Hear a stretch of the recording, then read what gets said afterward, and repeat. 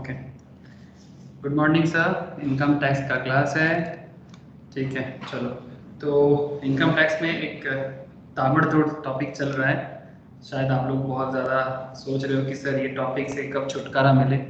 But कैसे topic छुटकारा दे देगा, बट क्या है ना, एग्ज़ाम में छुटकारा नहीं मिलता या फिर रियल लाइफ में भी ये सब्जेक्ट पीछा नहीं छोड़ेगा। टॉपिक का नाम आप लोग जानते हो, बिजनेस एंड प्रोफेशन। सेक्शन 28 से लेके 44 AE तक बोला है। हम लोग काफ़ी सारा सेक्शंस ऑलमोस्ट कर चुके हैं, बट स्टिल कुछ इंपॉर्टेंट एरिया बाकी है। तो मैं वही कोशिश करूंगा सर, आज बाकी जो एरिया है उसको कवर करने का कोशिश तो करते हैं कि पूरा ख़त्म ही कर दे, बट सर क्वेश्चन करना, प्रोविजन समझना टाइम लग जाता है। ठीक है सर, हो जाएगा, आज तो ऑलमोस्ट हो जाएगा। ठीक है सर, समझ में आया ना। चलो, बीपी में कुछ बिजनेस एंड प्रोफेशंस में कुछ इंपॉर्टेंट एरिया है, उस पर डिस्कशंस करते हैं। मैं मान के चल रहा हूँ कि सभी कोई पिछले क्लास, मतलब जो इससे पिछले जो भी बिजनेस एंड प्रोफेशंस का क्लासेस हुआ है वो सब कुछ किया हुआ है। अगर किसी ने बाई चांस नहीं किया तो प्लीज़ देखो, मैं शायद सभी को बैकअप क्लासेस शेयर करके रखा। अगर किसी के पास नहीं है मुझे बोलो सर, मैं आपको बैकअप प्रोवाइड कर दूंगा। क्लास के बाद आप मुझे पिन कर देना, ठीक है। क्योंकि देखो सर, पिछला क्लास मिस करोगे तो बीपी में सिंक टूट जाएगा, और थोड़ा बड़ा चैप्टर है, लंबा समय लगता है बिजनेस एंड प्रोफेशन जैसे टॉपिक को कवर करने में। तो आई होप धीरे धीरे आप लोग कवर कर लोगे। जिनका मिस है, जिनका मिस नहीं है वो लोग तो कनेक्ट कर ही लोगे सर। ओके चलो सर, मैं स्क्रीन शेयर करता हूँ। ओके ये कंप्लीट मटेरियल्स भी मैं बीपी का, ये स्पेशली बीपी का कंप्लीट मैट है, इसको मैं आज आप लोगों के साथ शेयर भी कर लूँगा। पूरा का पूरा डिटेल शेयर कर लूँगा। इसमें जो भी चाहिए आपको बिजनेस एंड प्रोफेशन रिलेटेड, जो सवाल आपके मन में चलेगा आप ढूंढो तो आपके इसके अंदर मिल जाएगा, ठीक है। ओके, ये मैं शेयर कर लूँगा आप लोगों से, बट बिफोर दैट कुछ सेक्शंस पे बात करना चाहिए, है ना सर। अच्छा, आज एक काम करेंगे, आज पहले प्रोविजंस, नॉर्मली क्या करते हैं, पहले प्रोविजंस पढ़ते हैं और फिर क्वेश्चंस करते हैं ना। आज थोड़ा सा उल्टा करेंगे, आज ना थोड़ा जल्दी जल्दी कुछ क्वेश्चंस करेंगे। एक दो क्वेश्चंस इंपॉर्टेंट, एक कुछ क्वेश्चंस है उसको पहले सॉल्व करेंगे, उसके बाद प्रोविजंस का डिटेल्स में जाएंगे। ऐसे अगर मैं आप लोगों को एक बार गो थ्रू कराऊं कि अगर प्रोविजंस में कहाँ से कहाँ तक हम लोग को पढ़ना बाकी है या फिर हमारा ड्यू है, हम लोग का पेंडिंग है। मैं अगर बात करूं तो मोस्ट प्रोबेबली लास्ट क्लास में सर 37 तक एकदम क्लियर कट हो गया था ना। हाँ जियाउल, लास्ट क्लास हम लोग 37 तक कर लिए थे क्या रे? हाँ सर।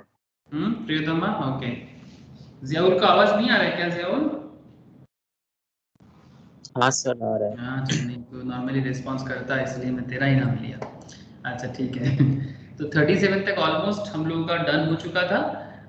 आज हम लोग वो पॉइंट में बात करेंगे जो अमाउंट्स नॉट डिडक्टेबल का बात करता है, ठीक है। मतलब जो अमाउंट को एक्चुअली डिडक्ट नहीं कर सकते हम लोग बिजनेस के प्रॉफिट एंड लॉस में। आप लोग जानते हो बिजनेस किस तरीके से सॉल्व किया जाता है, एक प्रॉफिट एंड लॉस अकाउंट दिया जाता है जो मेन बीपी का क्वेश्चन है। लास्ट दिन भी हम लोगों ने किया था। जो मेन बीपी का क्वेश्चन होता है सर, कैसे होता है कि प्रॉफिट एंड लॉस अकाउंट रहेगा और उस प्रॉफिट एंड लॉस को क्या करना पड़ता है सर, रेक्टिफाई।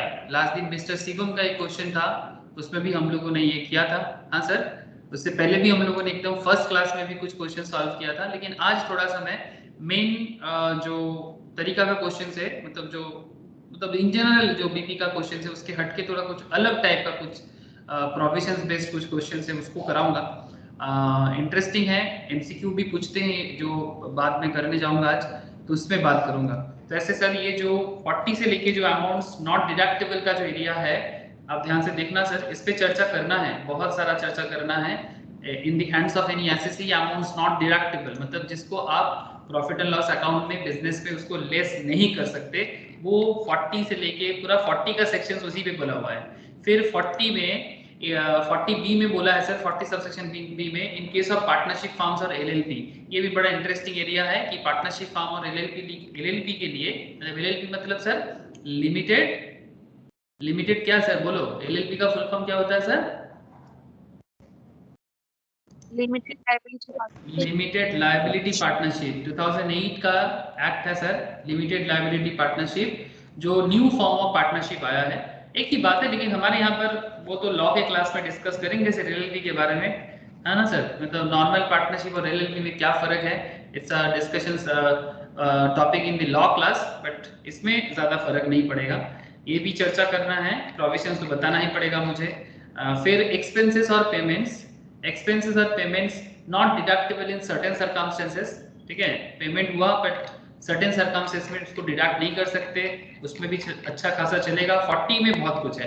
फिर प्रॉफिट चार्जेबल टू टैक्स, ठीक है, ऐसे कुछ प्रॉफिट के बारे में पढ़ना है, 41 के अंदर है। एंड उसके बाद द मोस्ट इंपॉर्टेंट कुछ एरिया है, जैसे 43 CA, it's a very important area, specially ये सेक्शंस के ऊपर थोड़ा सा कल के क्लास में डिस्कस करने का मेरा मन है 43 CA में, कि लैंड और बिल्डिंग और मतलब ये ना ये आपका एक्साइज बोल दिया मैं, स्टैम्प वैल्यू के ऊपर कॉन्सेप्ट एक है, स्टैम्प वैल्यू ड्यूटी के ऊपर, ठीक है, 43 CA, बट आज प्रोविजंस में बताने का पूरा कोशिश करूंगा, ठीक है। एक है 43 CA, फिर बात करना है सर 44 AB, ठीक है, मैंडेटरी ऑडिट। इसमें मैंने स्टार्टिंग क्लासेस में थोड़ा बहुत बात किया था, बट आज तो इसका डिटेलीकरण होगा, मतलब डिटेल्स में बोलेंगे 44 AB को, ठीक है, 44 AB को डिटेल्स में बोलेंगे, mandatory audit of accounts in certain person, very very important provision sir, very very important provision. अच्छा, फिर 44 AD is another important area, ठीक है, वो प्रिजम्पटिव टैक्सेशन स्कीम, इसके ऊपर एक क्वेश्चन सॉल्व कर लिया था, याद है सर आप लोगों को लास्ट क्लास में? 44 AD में क्वेश्चन लास्ट क्लास में सॉल्व कर लिया था, 6% का प्रिजम्पटिव, वो मोस्ट प्रोबेबली वो शिवम वाला क्वेश्चन था, मिस्टर शिवम का एक क्वेश्चन था, उसी में सॉल्व हो गया था, तो वो तो हो गया था, बट प्रोविजंस को आज डिटेल्स में पढ़ लेंगे। अच्छा, फिर है 44 ADA, after that 44 AE, it's another important area, 44 AE is another important area.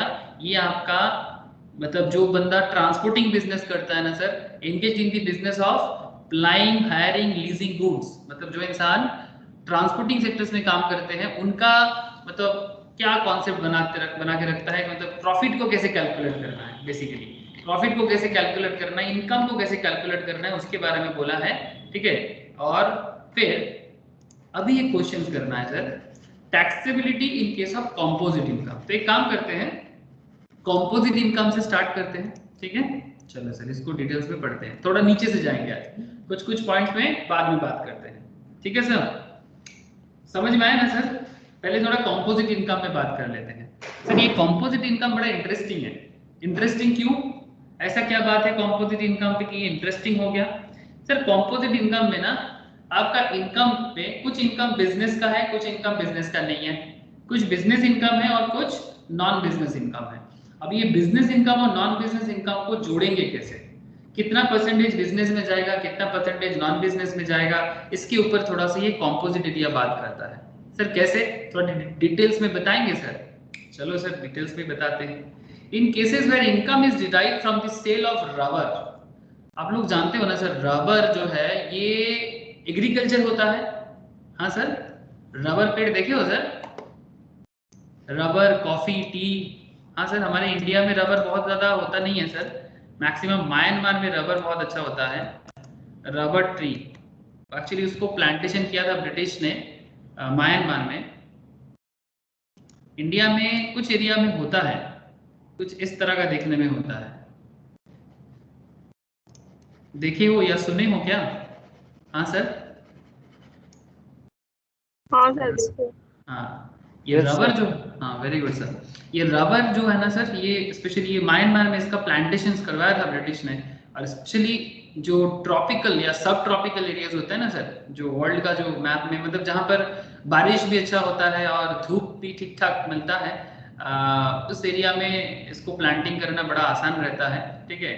तो जो भी हो that's a different issue, but actually देखो ये जो रबर से जो जैसे गुड़ निकाला जाता है ना, काइंड ऑफ वैसा ही, आप लोग जानते हो ना जो खजूर का पेड़ होते हैं उससे जैसे गुड़ निकाला जाता है, रबर को भी उसी तरह से, रबर का जो मतलब जो रस है उसको इस तरह से निकाला जाता है और फिर उसको मैन्युफैक्चरिंग करके उसकी प्रोसेसिंग करके फिर वो काला काला रबर दिखता है हम लोग को, ठीक है, जैसे टायर वगैरह एवरीथिंग, MRF हो, एपोलो हो, ठीक है, सीएट टायर हो, आप लोग बहुत सारा टायर कंपनीज का नाम जानते हो, रबर कंपनीज का नाम जानते हो, बट पॉइंट इज दैट ये रबर एक तरफ एग्रीकल्चर भी हो रहा है और दूसरी तरफ इसका बिजनेस भी हो रहा है। कुछ लोग डायरेक्टली इस पे बिजनेस करता है, लेकिन कुछ लोग इसका मैन्युफैक्चरिंग भी कर रहा है, मतलब इसको प्लांटेशन करके एग्रीकल्चर भी कर रहा है।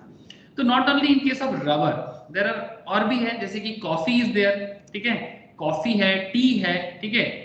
जैसे टी की अगर बात करें तो आसाम एंड दार्जिलिंग के बारे में बिना बोल के तो हो ही नहीं सकता।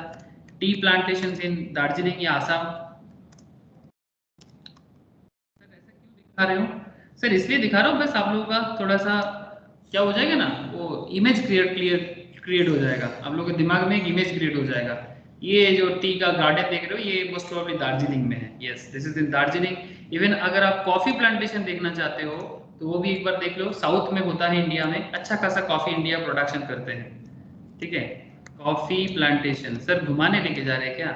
अरे नहीं सर, कॉफी प्लांटेशंस ये देखो sir, south Indian coffee most probably Kerala, ठीक है। ये वेस्टर्न घाट्स में नॉर्मली होता है सर, ठीक है। केरला, कुन्नूर ऐसे कुछ जगह है, ठीक है, कूर्ग, वहाँ पर बहुत अच्छा होता है। आई होप आप लोग बहुत लोग घूम के भी आए होंगे या फिर नहीं गए हो तो बहुत जाना जरूर सर। ओके सर चले जाएंगे, आप इतना बोल रहे हो तो अच्छा। तो बेसिकली इस सब कहने का मतलब क्या है? In cases where income is derived from the sale of rubber manufactured or processed from rubber plants grown by the seller in India, coffee grown and cured, coffee grown and cured और सिर्फ coffee grown, या फिर cured roasted and grounded by the seller in India, तीन तरह का बात होता है। ये इसका ना मैं थोड़ा डिटेल्स में नोट्स लिखा था, जो लोग एग्रीकल्चर का क्लास पहले किए हैं। जो लोग एग्रीकल्चर नहीं किए वो बाद में जब करेगा एग्रीकल्चर तब मैं उनको फिर से लिखा दूंगा कि वहां पर ना वो एक एक कंपोजिट का मतलब उसमें एग्रीकल्चर, क्योंकि this is also part of agriculture, ठीक है। तो इसलिए एग्रीकल्चर में भी इसके बारे में डिस्कशंस होता है और बिजनेस में भी इसके बारे में डिस्कशंस होता है। ये कंपोजिट बिजनेस में बोलते हैं कंपोजिट इनकम और वहां पर एग्रीकल्चर में बोला जाता है एग्रीकल्चरल इनकम, लेकिन वो रूल में आता है सर। रूल 7, रूल 8 आज भी वही बताऊंगा सर, आपको रूल ही बताऊंगा, ठीक है। और tea grown and manufactured by the seller in India, the income shall be computed as if it were income derived from business and a specified percentage of such income is given in the table below shall be deemed to be income liable to tax। इसके बारे में मैं agriculture में पहले ही बोल के रखा हूँ, फिर भी जो लोग उस टाइम एग्रीकल्चर में नहीं था उनके लिए ये टेबल काम आ जाएगा सर। तो तीन रूल इन तीनों प्लांटेशंस के लिए, एक रबर का रूल 7A में बोला गया है सर, इनकम टैक्स एक्ट 1961 का 7A में रबर के बारे में बोला गया, ठीक है। जिसमें आप देख सकते हो income from sale of rubber products derived from the rubber plants grown by the seller in India. Business income माना जाएगा आपका जो 35% इनकम बिजनेस में आएगा और 65% एग्रीकल्चर में जाएगा, ठीक है। बिजनेस इनकम टैक्सेबल है बट एग्रीकल्चर इनकम एग्जेम्प्टेड है। Normal agricultural income as per section 10 subsection 1, ठीक है। वो जब एग्रीकल्चर में पढ़ाऊंगा डिटेल्स में तब मैं बताऊंगा, बट करेंटली इतना तो जानना ही पड़ेगा सर कि सेक्शन 10 सबसेक्शन 1 के तहत एग्रीकल्चर इनकम एग्जेम्प्टेड होता है।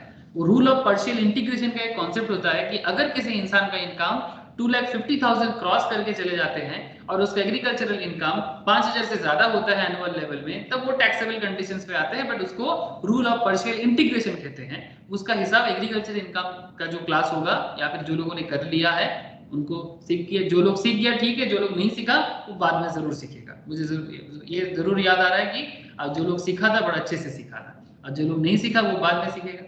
बट आज सर हम लोग रूल ऑफ पार्शियल इंटीग्रेशन या एग्रीकल्चर इनकम नहीं करेंगे, आज तो हम लोग बिजनेस के बारे में बात करेंगे। तो income from sale of rubber products का याद रखिएगा सर 35% बिजनेस में जाएगा, 65% एग्रीकल्चर में जाएगा। 7B का एक रूल है income from sale of coffee, ठीक है। दैट इज इसके अंदर ना थोड़ा सा अलग अलग पॉइंट्स बताया गया है। क्या अलग पॉइंट्स है? Like grown and cured by the seller in India, grown and cured by the seller in India 25% business, 75% exempted मतलब agriculture. Grown cured roasted and grounded, grown cured roasted and grounded by the seller in India 40% हो जाएगा business income और 60% हो जाएगा agree income. बढ़िया है। And अगर मैं रूल 8 में बात करूं, income from sale of tea grown and manufactured by the seller in India, चाहे वो आसाम टी हो या फिर दार्जिलिंग टी, ठीक है। टी साउथ में भी होता है टी साउथ में भी होता है, बट दार्जिलिंग एंड आसाम सबसे ज्यादा बहुत ज्यादा प्रोड्यूस करता है आसाम। हम लोगों के घर में नॉर्मली आसाम टी ज्यादा दिखता है सर, CTC चाय ऐसे नाम से ज्यादा जाना जाता है। Income from sale of tea grown, tea का हेडक्वार्टर कोलकाता में है, आपको बता दूं जो लोग कोलकाता से हो उनको अच्छा लगेगा सुन के कि टी का जो ऑफिस का हेडक्वार्टर है वो कोलकाता में है। उसका एक स्टॉपेज भी बना हुआ है ब्राबोन रोड में, टी बोर्ड, किसको पता है सर ये जो मैंने बोला? टी बोर्ड स्टॉपेज के बारे में किसको नॉलेज है सर? हाँ, बहुत लोगों को होना चाहिए। किसी को नहीं पता टी बोर्ड के बारे में? হ্যাঁ স্যার ইউকো ব্যাংকের ব্রাঞ্চের ওইখানে। Yes sir, Brabourne road tea board. हाँ सर, डलहौजी के आसपास में है। वेरी गुड सर, बड़ा ऑफिस है सर वो, मतलब पूरा भारत में टी का जो कंट्रोलिंग है, टी का एक्सपोर्ट मैक्सिमम तो एक्सपोर्ट ही हो जाता है। ठीक है, हम लोगों के लिए तो बहुत ही बचा कुचा चीजें मिलता है, और जो महंगा है वो तो इंडिया का जो रिच सेक्टर्स है उनके लिए रहता है। ठीक है, और बाकी तो एक्सपोर्ट हो जाता है सर। काफी अच्छा खासा इनकम आता है टी से। तो 40% इसको टैक्सेबल माना जाएगा, मतलब बिजनेस इनकम का है, और 60% इसका एग्री इनकम माना जाता है करेंटली। अब ये जो रूल है that is 7A 7B and 8, इसका हिसाब किताब करेंगे ना, आपको थोड़ा समझ में आएगा सर कैसे हिसाब हो सकता है। लेकिन जो भी होगा एज पर रूल होगा। तो एक काम करते हैं, एक क्वेश्चन सॉल्व करते हैं। सर आप लोगों को समझ में आया ना? रूल समझ में आ गया ना सर?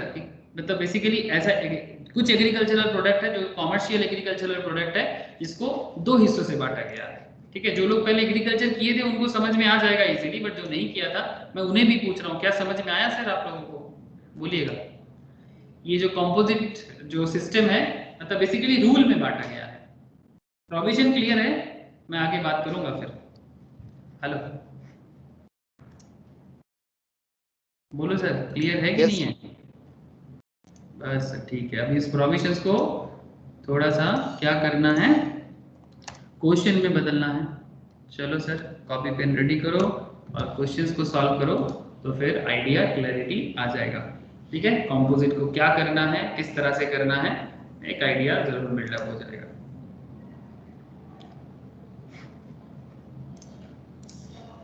तो रेडी स्टेडी एंड गो, चलो। ठीक है सर, रेडी स्टेडी हम लोग हो गए हैं। क्वेश्चन देख लेते हैं। क्वेश्चन दिख रहा है सर सबको? प्लीज टेल मी, क्वेश्चन दिख रहा है? Yes sir. मिस्टर तेंजिंग, ठीक है, तेंजिंग नॉर्गे, कौन था sir Tenzing Norgay? Who is Tenzing? Famous person है सर, बहुत फेमस पर्सन। तेंजिंग नॉर्गे जो फेमस नेपाली जिन्होंने फर्स्ट टाइम एवरेस्ट चढ़ा था sir, Edmund Hilari and Tenzing Norgay. भूल गए सर आप लोग? बचपन में पढ़ा था। दार्जिलिंग में अगर कभी आप लोग जाते हो, वहां पर एक तेंजिंग रॉक है। वो रॉक एक्चुअली वो लोग मतलब माउंटेनियरिंग ट्रेनिंग के लिए यूज करता है इनके नाम पे। Mister Tenzing is engaged in composite business of growing and curing further processing. ठीक है, क्यूरिंग मतलब क्योर करना, मतलब फर्दर प्रोसेस करना बेसिकली। तो mister Tenzing in engage in composite business of coffee in Coorg, Karnataka, the beautiful place Coorg. ठीक है, the whole of coffee grown in his plantation is cured. Relevant information pertaining to the year ended 31st March 2021 are given below. Written down value of car, sir एक car है उसके business पे, उसका WDV देके रखा है 1 अप्रैल 2020 को 3 लाख का। WDV of machinery as on 1/4/2020 15% rate दे दिया सर 15 लाख का, बहुत अच्छा। Expenses incurred for growing coffee, coffee grow करने के लिए जो एक्सपेंसेस है वो 3,10,000 का। Expenditure for curing coffee 3 lakh का, and sale value of cured coffee 22 lakh का। ठीक है, ये इंफॉर्मेशन आपको गिवन है। साथ में आपको और भी कुछ बोला है, besides being agricultural operations the car is also used for personal use. ये जो कार है इसको सिर्फ एग्रीकल्चरल पर्पस में यूज नहीं करता, इसको पर्सनल पर्पस में भी यूज करता है।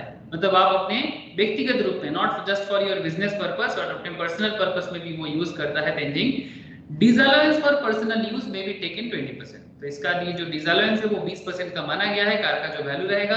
The expense incurred for the car, मतलब बेसिकली डिप्रिसिएशंस का हिसाब करने के टाइम पे यूज होगा।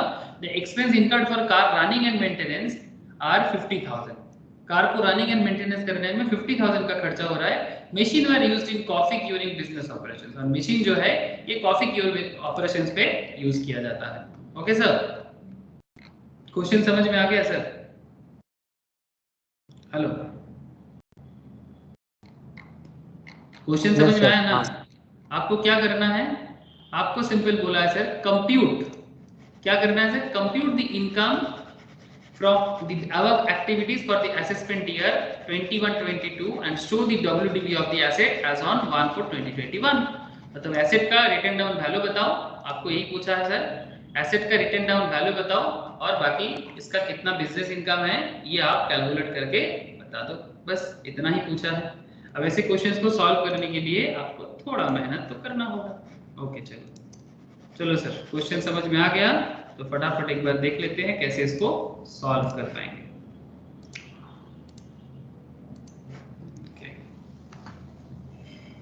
जल्दी हो जाएगा, फिर बहुत सारा प्रोविजंस भी पढ़ेंगे। बट करेंटली कंपोजिट इनकम है। कैसे इनकम है सर ये?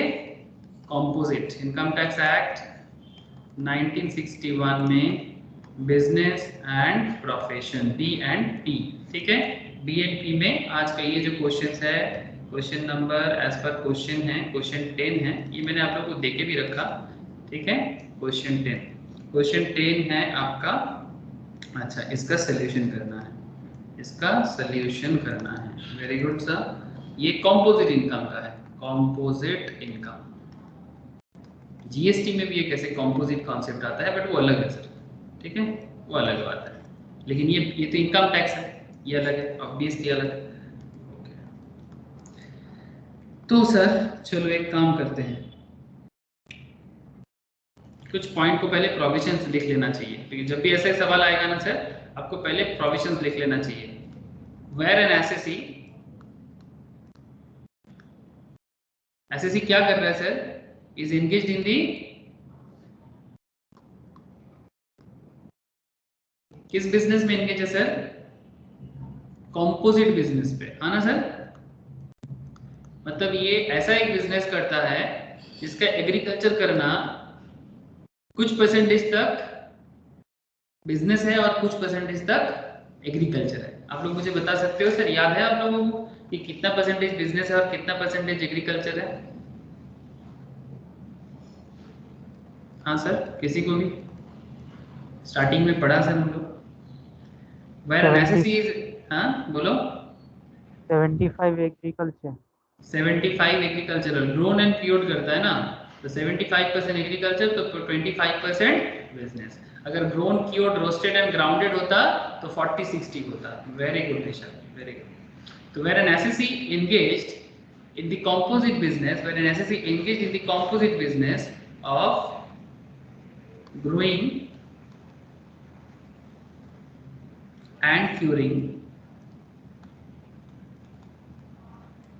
of coffee, growing and curing of coffee, क्या कर रहा है? growing and curing of coffee कर रहा है। the income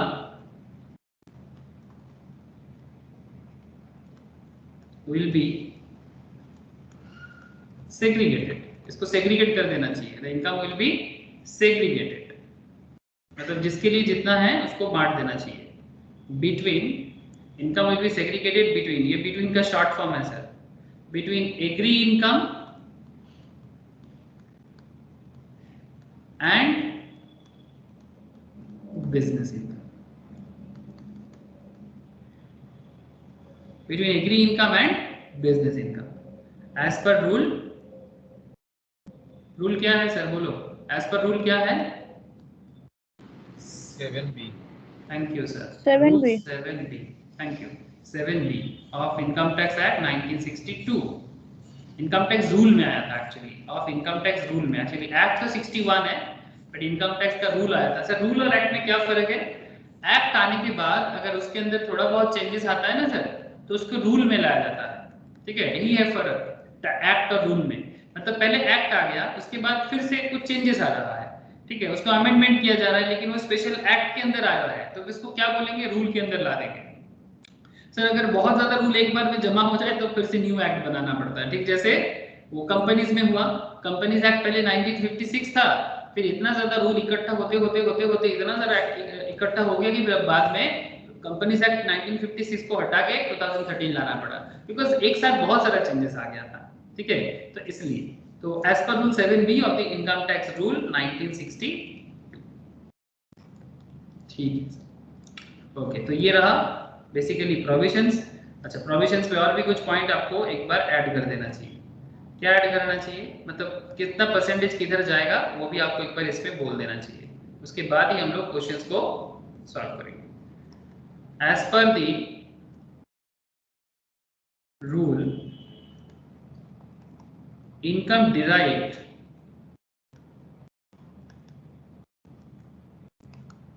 from sale of coffee,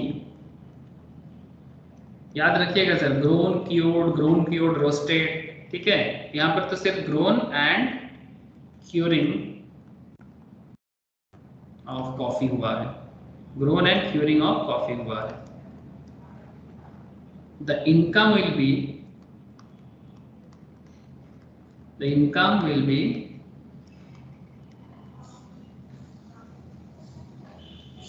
एक second, sale of coffee grown and cured by the seller in India. एक second. Sale of coffee, as per the rule, income derived from the sale of coffee grown and curing of coffee by the seller, by the काट दो उसको, by the seller in India shall be computed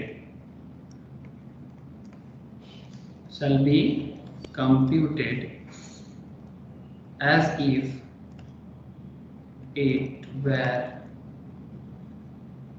if it were income derived from business. As if it were income derived from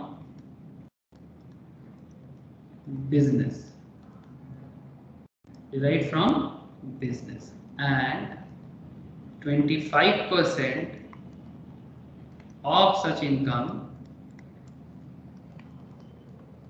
25% of such income shall be deemed to be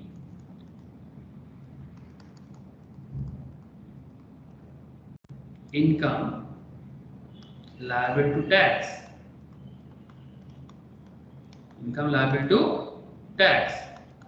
The balance 75%, will be treated as agri. तो ये तो provision के हिसाब से हम लोग लिख लिए, ठीक है, बहुत बढ़िया गेम। सर एक मिनट आगे पेस्ट दिखा। ओके,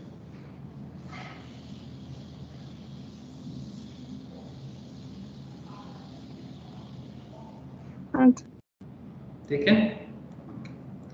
अब क्या करेंगे सर, एक काम कर लेते हैं, इसको सॉल्व करने के लिए सबसे बेस्ट है कि एसेट का डिप्रिसिएशन के एरिया भी करना है। अच्छा, सबसे पहले तो एक पर्टिकुलर बना लो,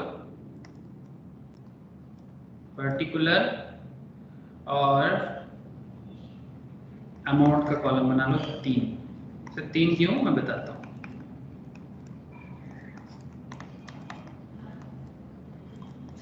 ठीक है, ये 2 से भी काम हो सकता है, ऐसा कोई बात नहीं है, ठीक है।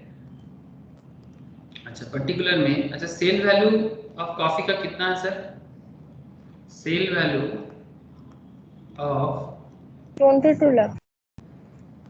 Very good sir. Sale value of cured coffee, cured है ना ये, क्योर्ड कॉफी, ये कॉफी क्योर्ड किया गया है। सेल वैल्यू ये देखो sir, sale value of cured coffee 22 lakh का है, 22 लाख का है ये, तो फिर ये आपका 22 लाख है, तो ये 22 लाख आपका एकदम आउटर में आ जाएगा। तो इसको एडजस्ट करना होगा अलग अलग इनकम, मतलब इसको और आगे देखना होगा और क्या हुआ है।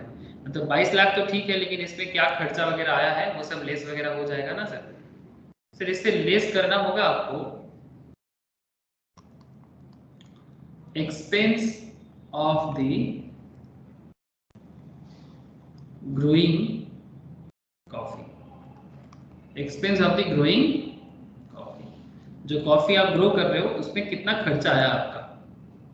जब आप एक्सपेंस को ड्रॉ कर रहे हो तो इसमें आपका कार में एक्सपेंस आया ना सर, याद है? कार में एक्सपेंस आया, याद आ रहा है क्या? हाँ sir, expenditure for curing coffee, expense incurred for growing coffee. अच्छा, WDV ऑफ कार, उसमें लिखा भी हुआ था सर, ये देखो, besides being used for agricultural operation, the car is also used for personal purpose. Disallowance for personal use may be taken off 20%. तो अगर 20% पर्सनल है तो फिर बिजनेस के लिए कितना यूज हुआ है सर? 80%। बस सर, सिंपल। अगर बिजनेस के लिए 20 है, पर्सनल 20 है, तो बिजनेस के लिए 80% है। तो फिर कार का एक्सपेंस आप सिंपल कर दोगे 80% ऑफ कितने का? 50,000 WDV। अच्छा, इसका WDV आपको फाइंड करना होगा, ठीक है? इसका WDV आपको फाइंड करना होगा, लेकिन expense incurred for car running and maintenance बोल के रखा है, आप देख सकते हो यहाँ पर। रनिंग एंड मेंटेनेंस के लिए आपको दे के रखा है 50,000, तो ये तो बोल के रखा है, तो 50,000 का 20% तो यहाँ पर आप डायरेक्टली बिठा सकते हो, लेकिन इसका डिप्रिसिएशन क्या है उसको आपको अलग से फाइंड करना पड़ेगा। तो 80% ऑफ 50,000, तो 80% कितना हो जाएगा सर इतना? 80% ऑफ 50,000 40,000। 40,000 40,000 40,000। अच्छा, मैंने एक चीज यहाँ पर लिखना भूल गया सर, ये expense of the growing coffee कितना है? 3,10,000। 3,10,000। ये अलग पॉइंट था, मैंने उसको बोल के गाड़ी में चला गया और इस पे लिखना भूल गया। Expense of the growing coffee 3,10,000, car का एक्सपेंस 80,000 ऑफ 50,000 का 80%, दैट इज 40,000। अच्छा, अब डिप्रिसिएशन चाहिए, अब डिप्रिसिएशन चाहिए।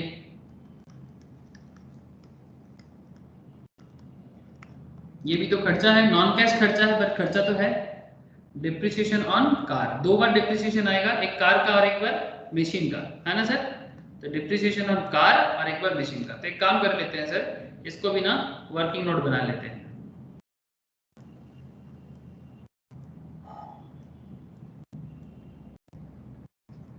डिप्रिसिएशन वर्किंग नोट 1,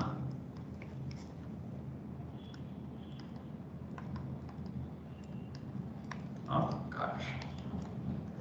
तो कार का डिप्रिसिएशन को सॉल्व कर लेते हैं सर। इसका ओपनिंग WDV कितना था कार का?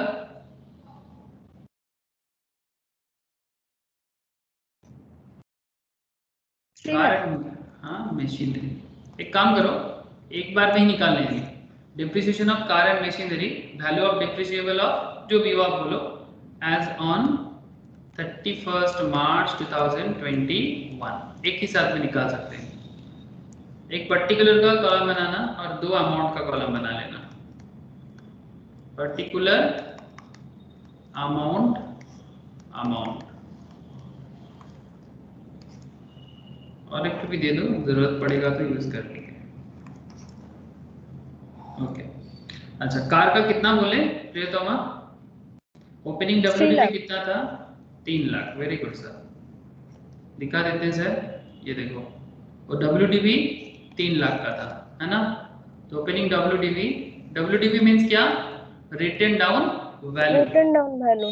Very good sir. Opening WDV as on कब होगा? 31 मार्च 2021 का कर रहे हैं, तो ओपनिंग क्या हो जाएगा? 1 अप्रैल 2020। सही है ना? 20। तो फिर हो गया 20। अब इसमें आपका कितना आ जाएगा? 3 लाख। अच्छा, 3 लाख। कुछ एडजस्टमेंट होगा तो इनर कॉलम में दिखाएंगे एक्चुअली, इसीलिए छोड़ के रखे हैं। अच्छा, डिप्रिसिएशन को लेस कर देते हैं। Less depreciation thereon, depreciation thereon at the rate of 15%। कितना है? 15%। 45,000। 15% बोला था, मशीन का 15% बोला था, और कार का कुछ बोला नहीं था एज सच, तो 15% ही मान के चल लेंगे, ठीक है? Depreciation thereon at the rate 15%, कितना बोला सर? 45,000। ओके, 45,000। अच्छा, और एक जो चीज लेस होगा, डिसअलाउंस 20% personal use.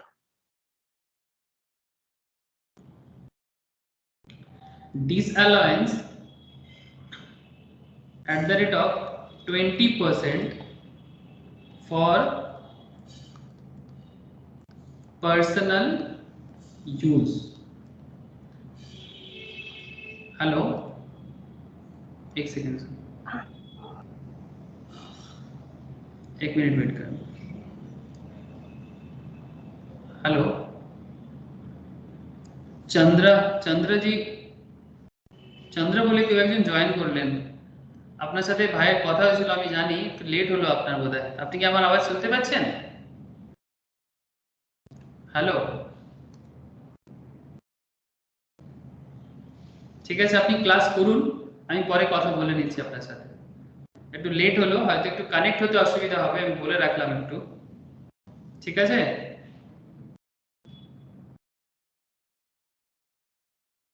ওকে, মেবি আপনি শুনতে পাচ্ছেন না।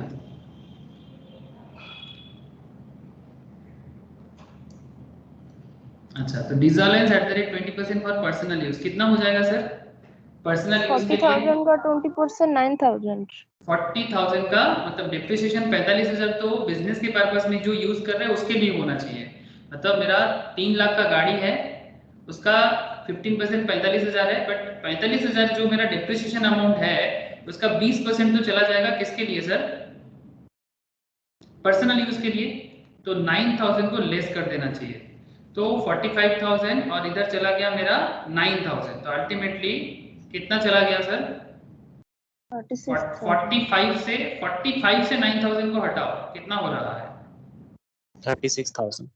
मतलब बेसिकली ये 9,000 तो आपका बिजनेस का डिप्रिसिएशन नहीं है ना, इसलिए आपको क्या करना चाहिए? अच्छा, इसको ना ऐसे दिखाने से अच्छा रहता है, मतलब ये डिप्रिसिएशन इसको माइनस मत करो, अब बस डिप्रिसिएशन 15% दिखाया ना, 3 लाख का 15% हो गया, 3 लाख का 15% हो गया, that is 45,000।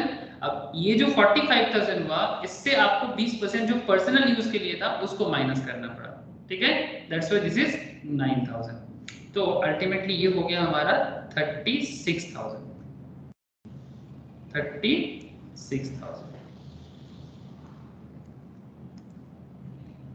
This is 36,000. Now, what is the point sir? 45 से 9 चला गया 36,000।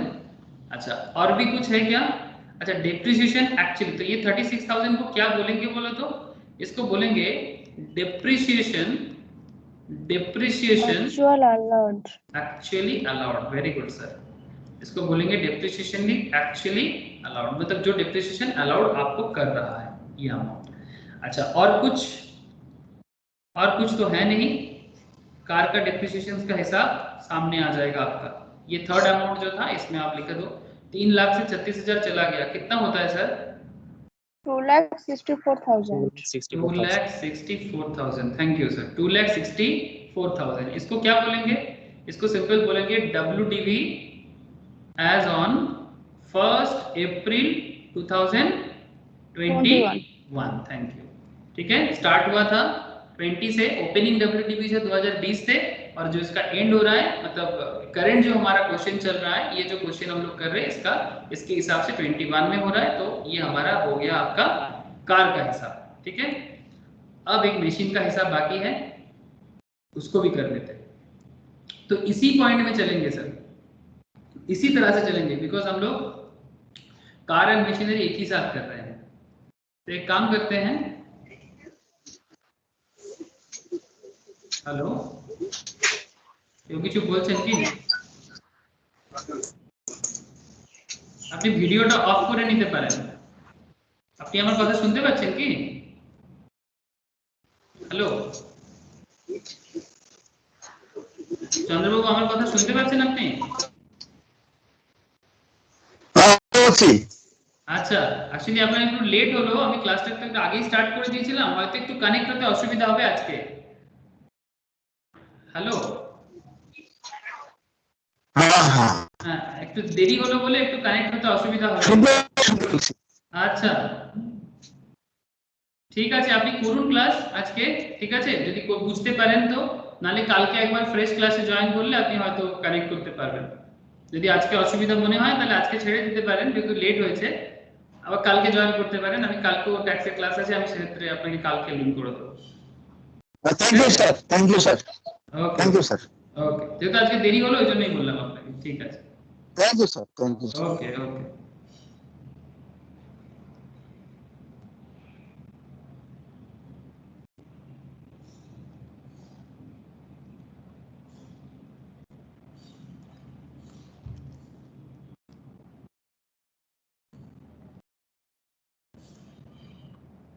ओके सर, सॉरी, को ज्वाइन करने का 3-4 बार फोन किया था। मैं स्टार्टिंग में बोल रहा था ना कि ज्वाइन नहीं कर पा रहा है, तो तब से वेट कर रहा था कि कुछ कारण हो रहा था। फर्स्ट टाइम दिक्कत होता है ना, तो इसलिए मैं सोचा एक बार ज्वाइन कर ही लेते हैं इनको, लेकिन इतना लेट करेंगे समझ में नहीं आया, इसलिए मैं सोचा एक बार इनको ज्वाइन करवा ही लेते हैं। ओके, मशीनरी का क्या होगा सर, इसका WDV बताओगे?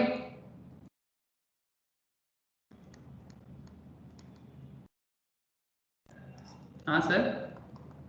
Opening value as on 1st April 2020.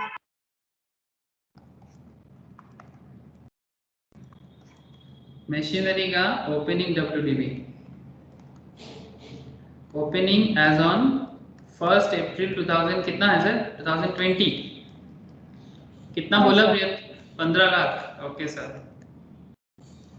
अच्छा, यहाँ से डिप्रिसिएशन लेस हो जाएगा सर। मशीनरी का डिप्रिसिएशन कितना बोला है? 15%. मशीनरी का तो डायरेक्ट बोल ही दिया 15%। Okay, depreciation at the rate of 15% कितना हो जाएगा सर? 15 लाख का 15% 2,25,000. 2,25,000। Thank you. तो फिर अल्टीमेटली आपको जो चाहिए था वो आपको मिल गया, दैट इज WDV, मतलब written down value as on 1st April 2021। ठीक है, 1st April 2021। तो 15 लाख से कितना चला गया? 2,25,000 चला गया। तो अल्टीमेटली कितना हो रहा है सर? 12,75,000 है ना सर? बस यही दोनों पॉइंट आपको चाहिए था। एक इधर आपका 2,64,000, उधर आपका हो गया 12,75,000। अब जो आपका मेन प्रोफार्मा था उसमें आ जाओ। चलिए, ये सबको समझ में आया ना वर्किंग नोट? हेलो, मुझे प्रियतमा का, हाँ, सर। देवल का ही आवाज आ रहा है, बाकी लोगों का Yes, आवाज sir. ही नहीं आ रहा है। Okay sir. रोशनी, त्वथा, इनकी सबको समझ आ रहा है कि नहीं आ रहा है? है दादा। ओके, हाँ सर। ठीक है। विशाल, प्रीति, बोलो, क्लियर है ना? डिप्रिसिएशन क्लियर हुआ कि नहीं हुआ? यहाँ पर तो वो एडिशनल वगैरह का कुछ झमेला वगैरह नहीं था सर, सिंपल था। बिकॉज हमारा मेन फोकस तो कंपोजिट है, इसलिए एडिशनल वगैरह का झमेला तो इसमें एकदम बिल्कुल नहीं है। अच्छा, तो फिर डिप्रिसिएशन ऑन कार, इसको क्या कर लेंगे? 80% वैल्यू की करेंगे सर। 80% ऑफ 15% ऑफ 3 लाख गाड़ी का जो वैल्यू था, ये तो हम लोगों ने करके रखा। तो कितना अमाउंट हो गया सर? अच्छा, ये वैल्यू पुट कर दिए थे क्या? नहीं। अच्छा, ये 36,000 डिप्रिसिएशन अमाउंट इधर पुट कर दो। 36,000 वो हम लोग ऑलरेडी कैलकुलेट कर चुके थे। ठीक है, तो जो अमाउंट लेस करना था 3,10,000 से 3,10,000, 40,000 और 36,000, मतलब 22 लाख से ये तीनों अमाउंट लेस होगा, जो expenses of the growing coffee. ठीक है, तो ये तीनों अमाउंट ऐड कर दो। समझ में आया ना सर?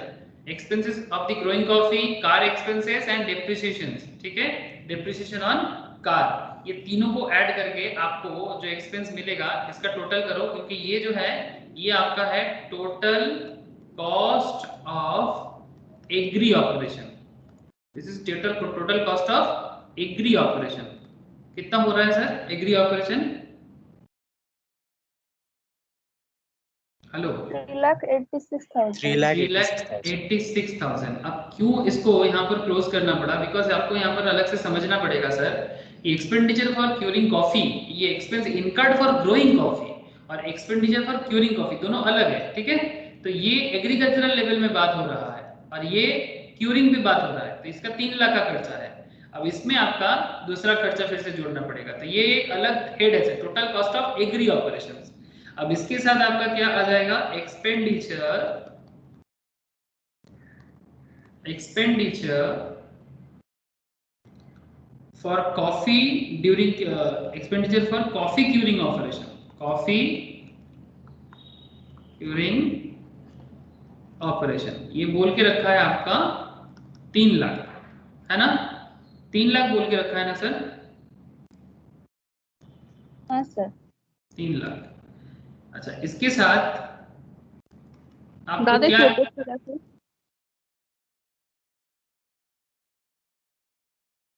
आई टू नीचे। रुक मैं 100% करने से ठीक है, देख ठीक है।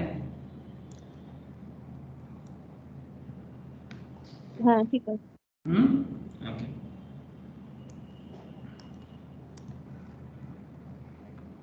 इसके साथ ऐड हो जाएगा ना डेप्रिसिएशन ऑन मशीनरी, ये जो एक्सपेंडिचर है इसके हाँ साथ सर। डेप्रिसिएशन ऑन मशीनरी जो हम लोग ऑलरेडी कैलकुलेट करके रखे थे, है ना? Depreciation on machinery that is, अगर ब्रैकेट में भी कर सकते हो, 15% ऑफ रुपीज 15 लाख। 15 लाख। हम लोग ऑलरेडी इसको कैलकुलेट करके रखे थे, कितना आया था? 2,25,000। 2,25,000 दिस अमाउंट सर, ठीक है? डब्ल्यूडीबी अमाउंट नहीं करना है सर, डिप्रिसिएशन वैल्यू लेना है। कोई गलती से सोचेगा कि डब्ल्यूडीबी लेना है, डिप्रिसिएशन वैल्यू लेना है। तो 15 लाख का 15% हो गया 2,25,000। बहुत बढ़िया। टोटल करो कितना अमाउंट हो रहा है सर? 5,25,000, है ना? 5,25,000। अब ये 5,20,000 और ये 3,86,000 दोनों ऐड करने से कितना आ रहा है अल्टीमेटली? 9,11,000। 9,11,000। दिस 9,11,000 जो अमाउंट आपका आया है, इसको क्या बोलेंगे सर? टोटल कॉस्ट ना ये, this is what? This is total cost. Total cost. अच्छा नहीं, एक सेकेंड, एक काम करते हैं, इससे पहले इसको कर लेते हैं, ये इसका हेडिंग भी कर देना चाहिए। दिस इज टोटल कॉस्ट, ये जो 5,25,000 है इसको क्या बोलेंगे? Total cost of curing expenses. Operation. हाँ, करिंग एक्सपेंसेस। और सेकेंड वाले में जो टोटल आया 9,11,000, इसको क्या बोलेंगे? Total cost of composite operation. मतलब बिजनेस के लिए भी एग्री के लिए भी दोनों हुआ है, कॉम्पोजिट ऑपरेशंस। इसमें खर्चा हो गया बिजनेस का 9,11,000। एक्चुअली आइडेंटिफाई करने के लिए इतना ज्यादा लिखना पड़ रहा है, अगर आप जस्ट नॉर्मल मुंह में करोगे ऐसे ही हो जाएगा। तो अल्टीमेटली 22 लाख से 9,11,000 लेस कर दो सर, 22 लाख से 9,11,000 लेस कर दो, कितना आएगा? 12,89,000। 12,89,000. Total profit from composite activity, from composite activity 12,89,000 less करके आ गया sir 12,89,000। This is the amount, okay, जो आपको प्रॉफिट चाहिए था। लेकिन अब ये 12,89,000 से आपको क्या करना है कि इसका सारा का सारा इनकम चला जाएगा सर बिजनेस में, और सारा का सारा एग्री में क्या होगा? एज पर दी रूल जाना चाहिए। ये जो प्रॉफिट आपको कैलकुलेट किया ना, वही तो बोला है कि इसका क्या करेंगे सर? 25% करेंगे, बिकॉज ये ग्रोन एंड क्योर्ड था। ध्यान रखिएगा सर, सुनने में बड़ा ही आसान है, जब बोलते हैं उसके बाद टफ हो जाता है। Grown cured by the seller, अगर सिर्फ ग्रोन एंड क्योर्ड है तो फिर 25% एंड 75%, लेकिन अगर grown cured roasted and grounded भी हो जाता ना साथ में, तो फिर ये 40 और 60 हो जाता। तो हमारे क्वेश्चंस में तो ये वाला होगा ना सर, हमारे क्वेश्चंस में 25 और 75 वाला प्रोविजंस आएगा, है ना सर? 25 और 75 ये पहले ही हम लोग डील कर चुके थे। तो इसको अगर नीचे भी कर सकते हैं हम लोग, लेकिन मैं अगर यहाँ से दिखाऊं तो दिक्कत नहीं है, आप दिखा सकते हो। 25% बिजनेस इनकम और 75% एग्री इनकम। कितना हो जा रहा है सर?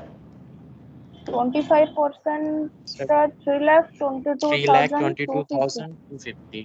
Thank you sir. और इसका 75 and 9,66,750। 9,66,750.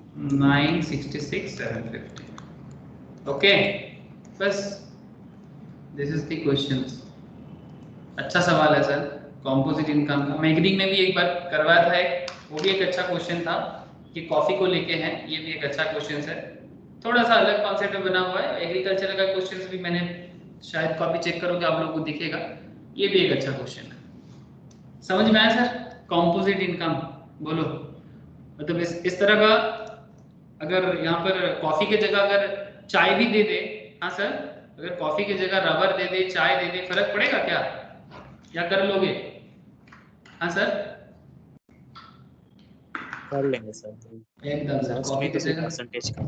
हाँ, मेन कॉन्सेप्ट सेम ही है, बस लास्ट का परसेंटेज आपको ध्यान रखना है, बस इतना सा बात है।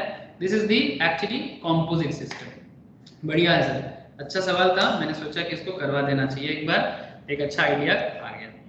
ओके, तो ये एक अच्छा सवाल था, ये एक अच्छा सवाल था, और एक अच्छा सवाल करना है, बट उससे पहले मुझे लगता है थोड़ा सा आप लोगों को मुझे क्वेश्चन भी करवाना पड़ेगा, सॉरी प्रोविजंस करवाना पड़ेगा, ठीक है?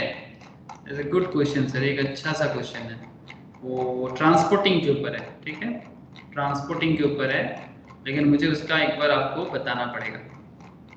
ये एक अच्छा सवाल है मिस्टर सुखविंदर, लेकिन सुखविंदर करने से पहले प्रोविजंस को एक बार गो थ्रू करना जरूरी है सर, ठीक है? बिना प्रोविजंस का करने जाएंगे दिक्कत हो सकता है, तो फिर आप लोग बोलोगे सर मुश्किल हो रहा है, इसलिए सुखविंदर वाला क्वेश्चन करने से पहले चलिए सर एक बार प्रोविजंस को गो थ्रू कर लेते हैं। हाँ सर, सबको समझ आ रहा है? हाँ सर बोलो। Yes sir. Yes sir, okay sir, आप लोग इतना कॉन्फिडेंट हो तो मुझे भी कॉन्फिडेंट होना चाहिए। अच्छा, एक्चुअली वो 44 AE का सवाल है, वो जो सुखविंदर वाला है, ठीक है, 1000 per ton of gross vehicle weight, और अच्छा एक काम करते हैं, चलो 44 AE से ही कर लेते हैं, ठीक है? अब ये 44 AE क्या बताता है, ये सिंपल बताते हैं, any SSC who owns not more than 10 goods carriage, कितना है सर? गुड्स कैरेज जानते हो ना सर, ट्रक का बात कर रहा है बेसिकली, ठीक है, not more than 10 goods carriage at any time during the previous year and who is engaged in the business of buying, hiring and leasing goods carriage, ठीक है? मतलब प्रीवियस ईयर में आपके पास 10 से ज्यादा गाड़ी नहीं होना चाहिए, ठीक है? अगर 10 से ज्यादा होगा तो फिर आपको ये मतलब जो डिडक्शन से नहीं मिलेगा, बेसिकली पॉइंट यही है। इसके ऊपर ना पहले भी पॉइंट बोला गया है, ये गाड़ी को लेके ना बहुत बार इसका जिक्र किया गया है। इसके अलावा 44 AE के अलावा इसके बारे में और एक जगह में भी बोला है,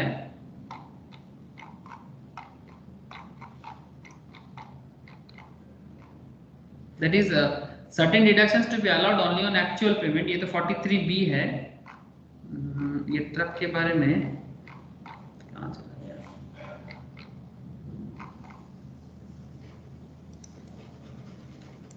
अच्छा ठीक है, 44 AE से कर लेते हैं। अच्छा, इसका एक दूसरा भी एक कॉन्सेप्ट है कि transport operators for plying, hiring और leasing goods carriage enhance limit 35,000, वो कैश यूज कर सकता है, मतलब इलेक्ट्रॉनिक यूज छोड़ के भी कर सकता है, इट्स ओके, बट इसके अलावा भी एक एरिया था। अच्छा ठीक है, चलो कोई बात नहीं, मैं 40 में बाद में आता हूँ, इससे पहले 44 AE को एक बार मैं बता दूँ, ठीक है? क्वेश्चन के साथ साथ करने से ना 44 AE आप लोगों का दिमाग में आ जाएगा। हाँ, इसी के अंदर था एक्चुअली ये 44 AB मैंडेटरी ऑडिट। अब ऑडिट के अंदर भी एक कॉन्सेप्ट था, ठीक है, ये मैं बाद में आता हूँ, ये ऑडिट का, ठीक है? ये देख रहे हैं ना सर 44 AE, जो 44 AB के अंदर भी 44 AE को बता के रखा है, बट करेंटली मैं आपको प्रिजम्पटिव इनकम नहीं, मैं आपको जा रहा हूँ सर 44 AE में। हाँ, ये भी प्रिजम्पटिव इनकम का ही एक पार्ट आप बोल सकते हो, but mainly presumptive income 44 AD में बोला है, ठीक है, जिसमें 8% मतलब अगर आप कैश यूज करते हो तो फिर 8% ग्रॉस रिसीट माना जाएगा, और अगर आप नॉन मतलब क्या ऑनलाइन ट्रांजैक्शंस वगैरह करते हो, मतलब तो फिर इन दैट केस अकाउंट पे चेक वगैरह यूज करते हो, तो बेसिकली बैंक ट्रांसफर करते हो तो 6% आपका माना जाएगा, जो लास्ट दिन मैंने सॉल्व करवाया था। फिर 44 AD का एक कुछ नॉन एप्लीकेबिलिटी भी था, और 44 ADA में प्रोफेशंस का एक अलग कॉन्सेप्ट है, बट चलो कोई बात नहीं, पहले 44 AE में देख लेते हैं। ये सेक्शन इंपॉर्टेंट सेक्शन है, अच्छा एक क्वेश्चन है इसके ऊपर भी। Any SSC who owns not more than 10 goods carriage, हाँ, गुड्स कैरेज लाइक ट्रक, ठीक है, मैं एक बार आपको अगर इमेज दिखाऊं, वैसे कौन सा ट्रक चाहिए सर? अशोक लेलैंड मुझे बड़ा पसंद आता है। आप लोग देखिए अशोक लेलैंड का ट्रक। Hello sir. नहीं दादा। हाँ बोलो सर, बोलो बोलो सर, किसने कुछ पूछ रहा है? सर साउंड साउंड আসছে ना? हेलो, क्या किसी को मेरा साउंड नहीं आ रहा है क्या? আসছে তো। नहीं सर आ रहा है। विशाल, आ रहा है सर। साउंड का प्रॉब्लम किसको है? विशाल को है क्या? विशाल, अनुज, किसको आ रहा है साउंड का प्रॉब्लम? अनुज को? हेलो,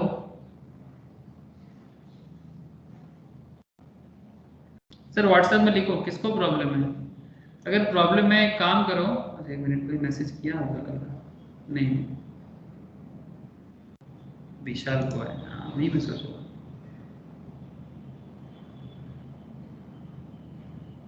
हाँ विशाल बोल, अभी है, अभी आवाज है?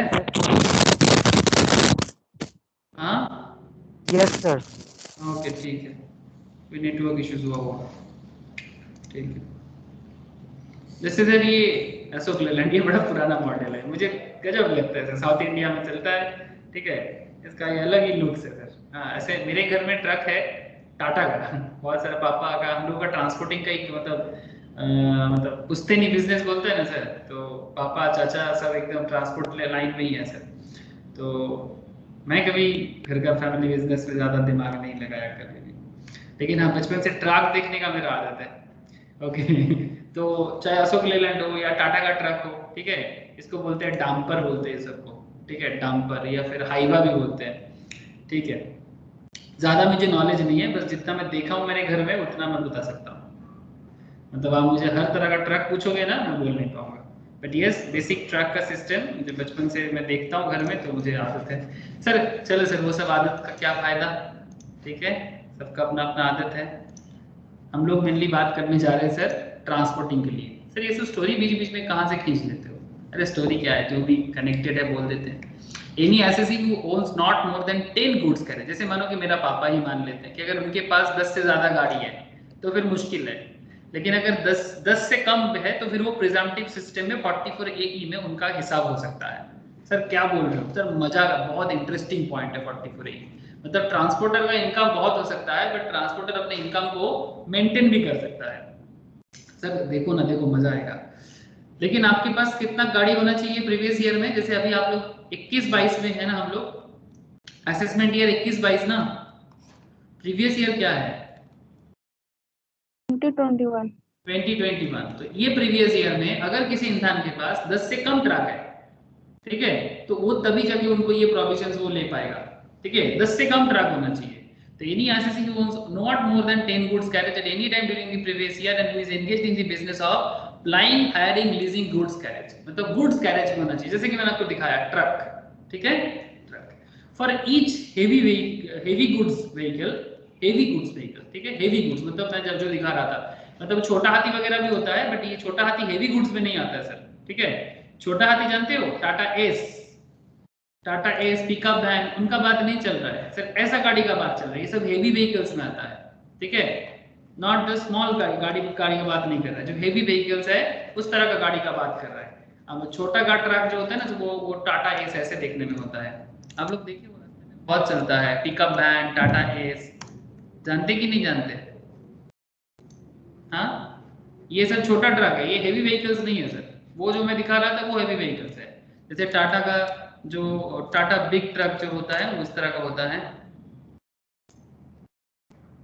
यस दिस काइंड ऑफ, ये टाटा का ट्रक है, ठीक है, ये टाटा का ऐसा, ये हेवी व्हीकल्स में आता है, ओके ठीक है सर। ये इंडिया में बहुत ज्यादा दिखता है, ऐसा गाड़ी इंडिया में चलता है, टाटा का ऐसा है, बट थोड़ा फॉरेन लुकिंग है ना सर, बड़ा मजेदार देखने में लग रहा है, बट महंगा भी है सर। एक बार एक ट्रक का एक ये एक्सपो हुआ था सॉल्ट लेक में, वो एक्चुअली पापा को मिला था, तो मैं गया था, तब कॉलेज में था मैं, बड़ा मजा आया था, अलग अलग टाइप का ट्रक देखने में, सॉल्ट लेक में हुआ था, उसमें वेराइटीज ऑफ ट्रक देखा था, मजा आया था देख के।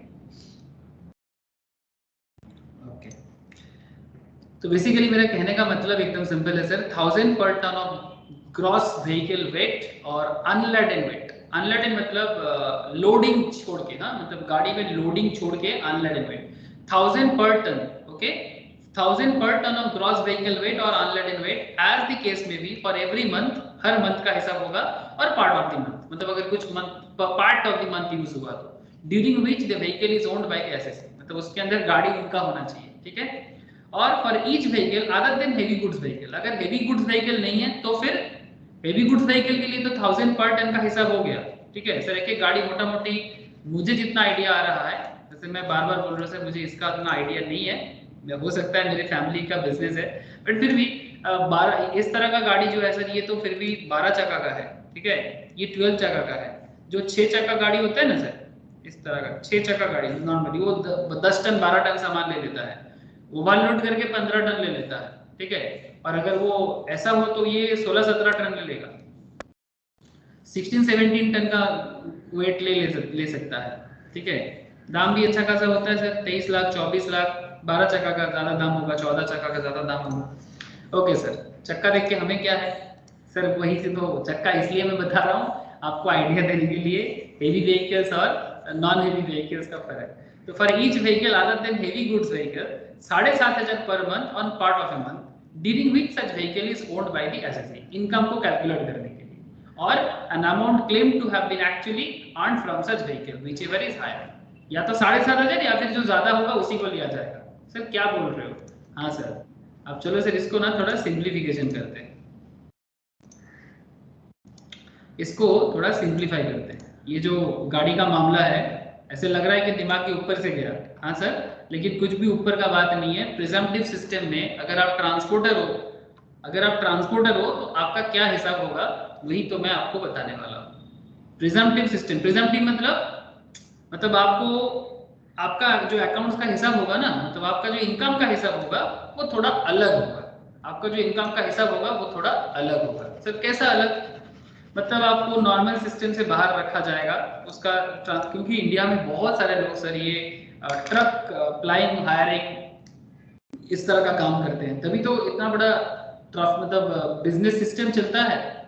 इंडिया का करीब 80% बिजनेस हाईवेज के थ्रू से, ट्रक के थ्रू से होता है। पता है आप लोगों को? इंडिया का 80% बिजनेस इसके थ्रू से होता है, बिकॉज इंडिया में बहुत सारा रोड कनेक्टिविटी है और छोटा से छोटा जगह में ट्रक के थ्रू से ही जाना पड़ता है। और स्पेशली पंजाबी तो बहुत फेमस है, आप लोग जानते हो। हाँ सर, पंजाबी जो होते हैं सर, जो पंजाब से है, उनका ट्रक का बिजनेस, ट्रांसपोर्टिंग बिजनेस में they are seriously top class. हाँ, वो एक गाना भी है ना, वो अपना गदर में, वो मैं निकला गड्डी लेके सड़क पे एक मोड़ आया। हाँ सर, जानते कि नहीं जानते?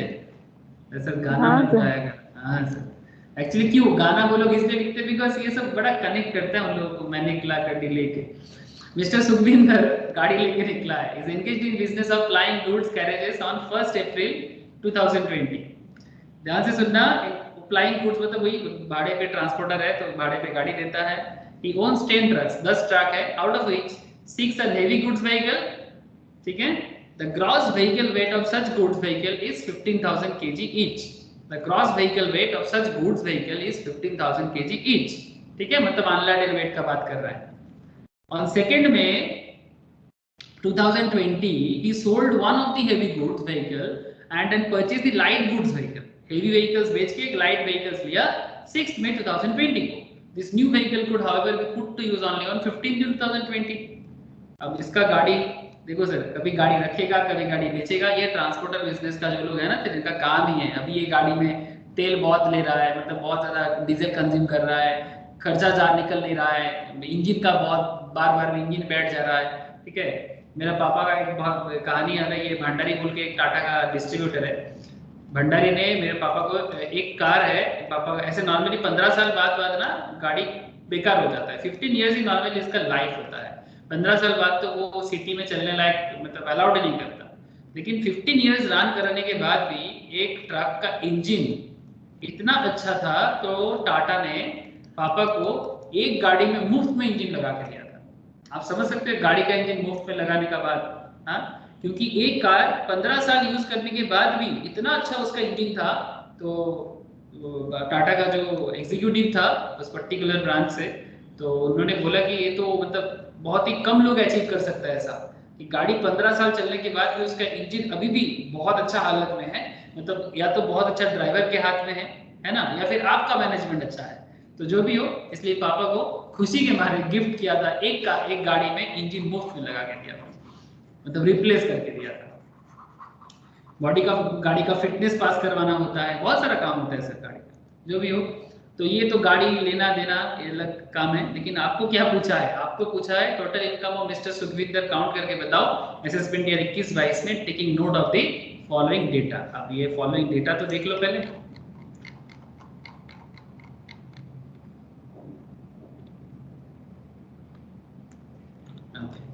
क्या डेटा है sir? Freight charges collected, freight charges collected, transporter है, फ्रेट चार्ज ही तो कलेक्ट करेगा, ट्रांसपोर्टर का मेन इनकम तो वही सब होता है, फ्रेट चार्ज वगैरह कलेक्ट करना ही तो इनका मेन काम है। तो कितना फ्रेट चार्ज कलेक्ट किया? 12,70,000 का फ्रेट चार्ज कलेक्ट किया, भाड़ा। ऑपरेशनल एक्सपेंसेस है 6,25,000 का, डिप्रिसिएशन एज पर सेक्शन 32 1,85,000 का, अदर ऑफिस एक्सपेंसेस 15,000 का, करीब 8,25,000 का खर्चा निकल गया, 8,25,000 का एक्सपेंसेस चला गया। नेट प्रॉफिट किया 4,45,000 का, other business and non business income है इनका 70,000 का, ठीक है sir. Other business and non business income है इनका 70,000 का। ये इन्होंने अकाउंट मेंटेन किया, ये इन्होंने अकाउंट मेंटेन किया तभी दिखा रहा है, लेकिन एज पर दी रूल्स भी तो हमें देखना पड़ेगा कि इसका क्या कॉन्सेप्ट बन रहा है। तो पहले चलो हम लोग एक काम करते हैं, इसका कॉन्सेप्ट को पहले ना लिखते हैं पूरा प्रोविजंस को, ठीक है, फिर इसका क्वेश्चंस को आपको समझाते हैं। बड़ा इंटरेस्टिंग क्वेश्चन है सर, क्या है क्यों है आपको समझना पड़ेगा सर, थोड़ा लिखना पड़ेगा प्रोविजंस को, फिर जाके आपको समझ में आ जाएगा।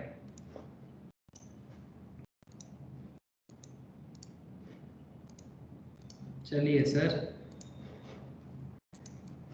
प्रोविजंस को भी लिखते हैं और क्वेश्चंस को भी सॉल्व करते हैं। 44 AE का सवाल है, तो 44 AE कैसे हमारे सुखविंदर जी के लाइफ में क्या काम करते हैं देखते हैं।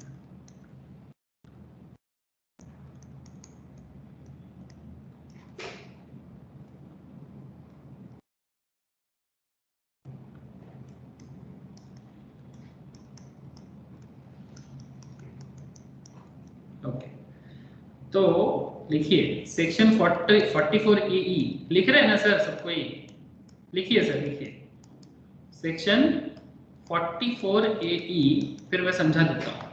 Would apply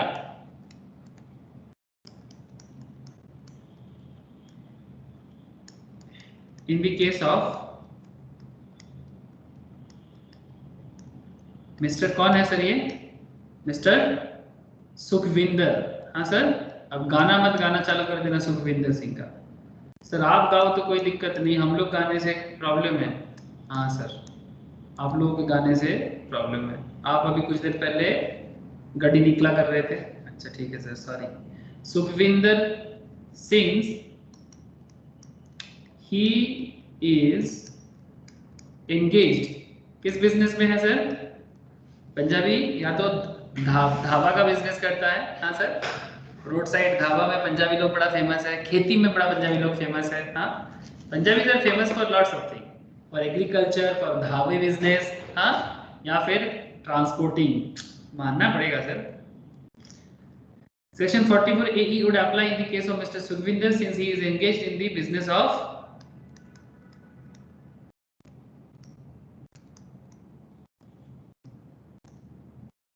flying goods, goods को लेके इधर उधर करते हैं, goods carriage, flying goods carriage, and owns not more than, ये पॉइंट याद रखिएगा sir, owns not more than 10 goods carriage, not more than 10 goods carriage।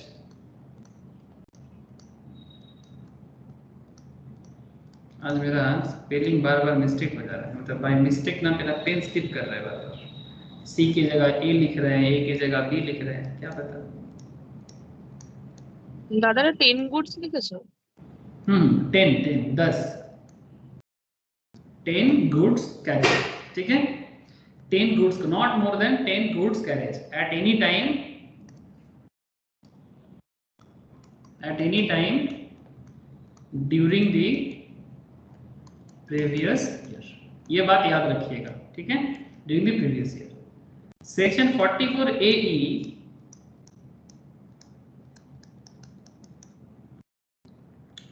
provides for computation of business income. 44AE provides for, basically अभी provisions को लिख ले रहे हैं एक बार, ताकि आप लोग बाद में जब देखो ना आपको अलग से सोचना ना पड़े क्या हुआ है. Section 44AE provides for computation of business income of such assessee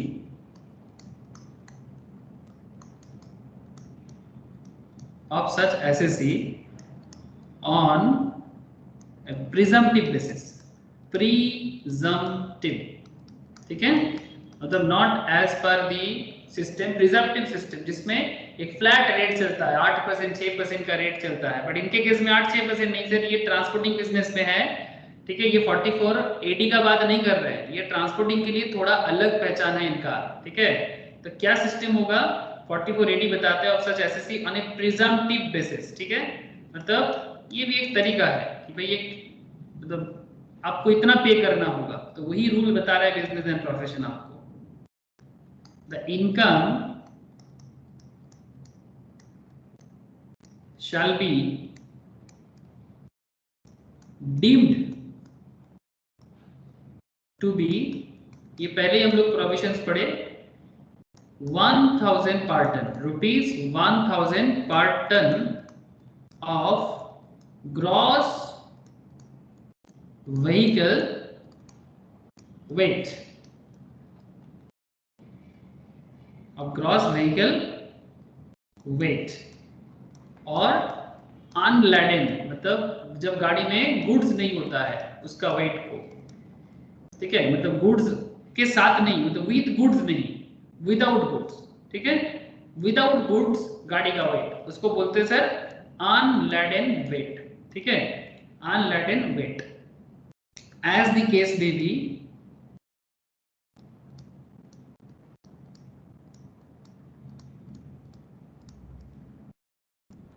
as the case may be, per month basis में होता है, per month 1000 per ton per month, for each जितना गाड़ी रहेगा उसका, for each heavy goods vehicle, जितना heavy goods vehicle होगा, each heavy goods vehicle, याद रखिएगा, ईच हेवी गुड्स व्हीकल, ठीक है. लेकिन अभी खत्म नहीं हुआ, इसके साथ और भी बताते हैं प्रोविजंस. कुछ प्रोविजन इसके साथ साथ और क्या बता रहे हैं sir, and 7500 per month, 7500 per month, और पार्ट ऑफ द मंथ, और part of the month for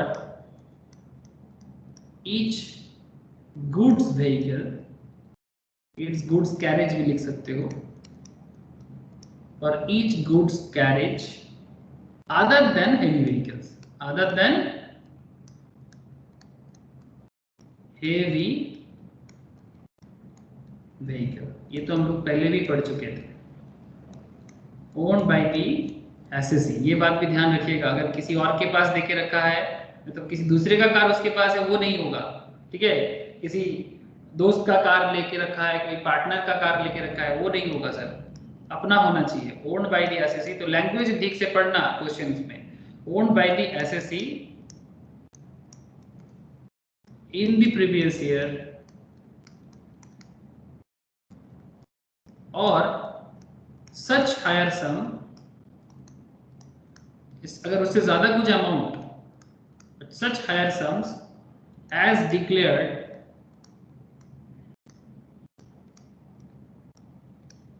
by the assessee, अगर ज्यादा डिक्लेयर करेगा in his return of income, in his मतलब वो इनकम टैक्स रिटर्न में कुछ ज्यादा दिखा रहा है तो वो बताना पड़ेगा, in his return of income. अगर ज्यादा बोलेगा तो ज्यादा होगा, नहीं तो कम ही हो सकता है, लेकिन ज्यादा बोलेगा तो वही वाला लिया जाएगा। तो मिस्टर सुखविंदर का केस को थोड़ा सा एनालाइज करने से हमें क्या पता चलता है, मिस्टर सुखविंदर, सुखी, हम लोग सुखी लिख रहे हैं ना, मिस्टर सुखी business income calculated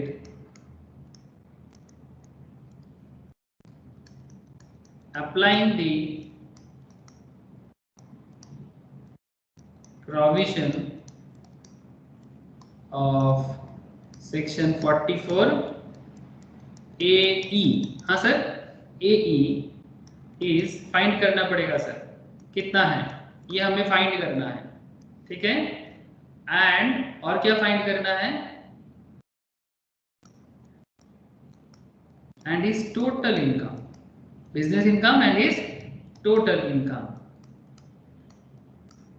would be। तो ये दोनों चीजें हम लोगों को फाइंड करना है, ये भी हमें पता नहीं है।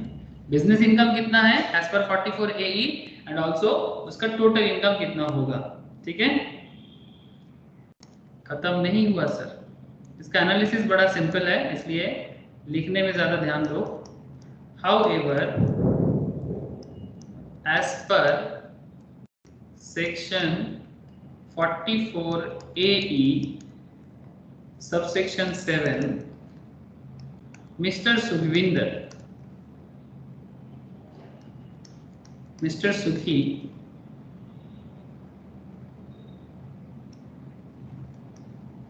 claims lower profit, क्या लिखना है sir, lower profit and gains, come profit and gains वो क्लेम कर सकता है। कम प्रॉफिट होगा तो कम टैक्स देना होगा। Sukhi can claim lower profits and gains if he keeps, ये वाला स्पेशल प्रोविजन है sir, if he keeps and maintains, बड़ा इंटरेस्टिंग एरिया है। If he keeps and maintains, क्या क्या मेंटेन करेगा, books of accounts. If he keeps and maintains proper books of accounts, मतलब आप लोग जैसे कोई चार्टर्ड अकाउंटेंट या कोई कॉस्ट अकाउंटेंट के पास वो अपना बुक्स ऑफ अकाउंट्स मेंटेन करता है, तो ट्रांसपोर्टर पकड़ो और बुक्स ऑफ अकाउंट्स मेंटेन करने का काम चालू कर दो सर, बात समझे। And maintains proper books of accounts, ठीक है। सीएस सीएमएफ के पास आ गया और बुक्स ऑफ अकाउंट्स मेंटेन करता है as per section 44 AA and उसके साथ एंड गेट्स द सेम, मतलब बुक्स ऑफ अकाउंट्स से मतलब books, gets the same audited, audit भी करवाएगा, किससे, आप लोग जानते हो ऑडिट नॉर्मली कौन करता है, financial audit, chartered accountant, and gets the book audited as required under section 44 AB, ठीक है। सही इनकम सही है और चार्टर्ड भी इसको ऑडिट करके देखा है। इफ ही डज सो, अगर वो ऐसा करता है, if he does so then his income for tax purpose, then his income for tax purpose from goods carriage would be, ये अमाउंट हमें पता नहीं है सर, ठीक है, would be, ये इसके बाद मैं आपको कैलकुलेट करके बताता हूँ। तो एक काम करो, प्रोविजंस लिख लिए, उसके बाद ये क्या आंसर होना चाहिए मैं आपको बताता हूँ, इसी में लास्ट में कंक्लूड करेंगे। कुछ कुछ एरिया हम लोगों ने सवाल रख लिया, वो सवाल को सवाल करके ही जवाब दे सकते हैं। ऐसे तो प्रोविजंस अगर ना भी लिखेंगे तो भी चलेगा, थोड़ा बहुत कम लिखने से भी हो जाएगा, बट वो बाद में आप लोग जब इसको पढ़ो तो आपको याद रहे, इसीलिए मैं कर रहा हूँ। तो एक काम करते हैं सर, वर्किंग के हिसाब से कर लेते हैं फटाफट। अच्छा, कंप्यूटेशन ऑफ टोटल इनकम,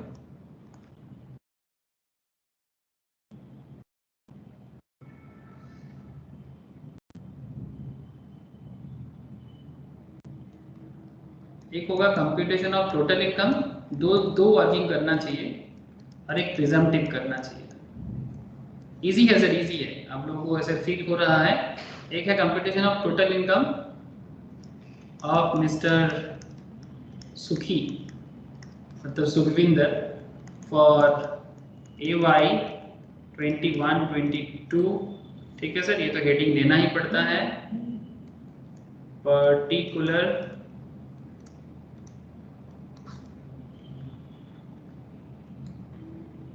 दो कॉलम बनाना, एक प्रिजम्पटिव सिस्टम पे प्रिजम्पटिव इनकम क्या है ये भी आपको बताना है, और आपको एक बताना है वेयर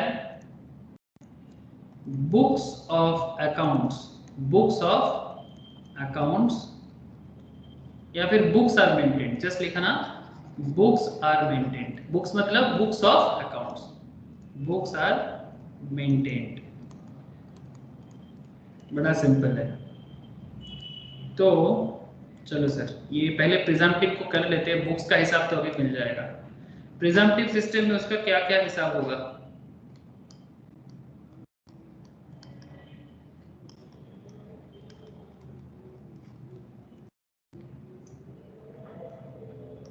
सर उसके पास कितना तरह का कैरेज है बोलो तो?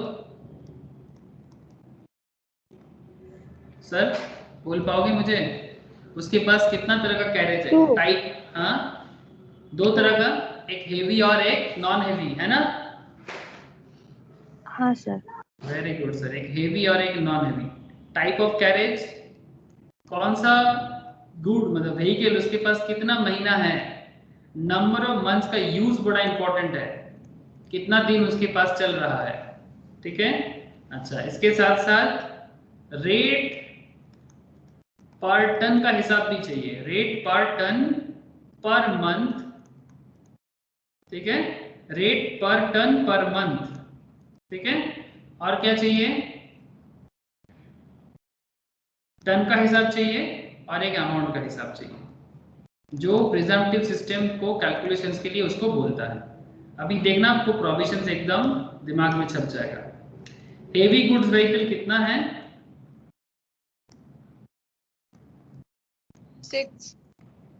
6 सर, एक बेच दिया था ना?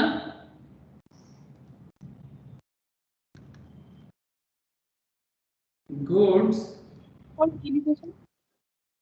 हेवी गुड्स व्हीकल कौन सा এটা তো? রেটের পাশেরটা। Rate per ton per month, ton, सिर्फ ton, and this is amount. लिख लिया? হ্যাঁ। ये देखिए यहाँ पर क्या बोला, mister Sukhwinder is applying goods carriages on 1st April 2020 he owns 10 trucks out of which 6 are heavy goods, the gross vehicle weight 15,000 kg each. 2nd May 2020 he sold one of the heavy goods vehicle। तो 2 तारीख मई महीने का 2 तारीख को 2020 में उसने एक गाड़ी बेचा, हेवी व्हीकल गुड्स एक बेच दिया। तो 1st मई तक उसके पास कितना गाड़ी है?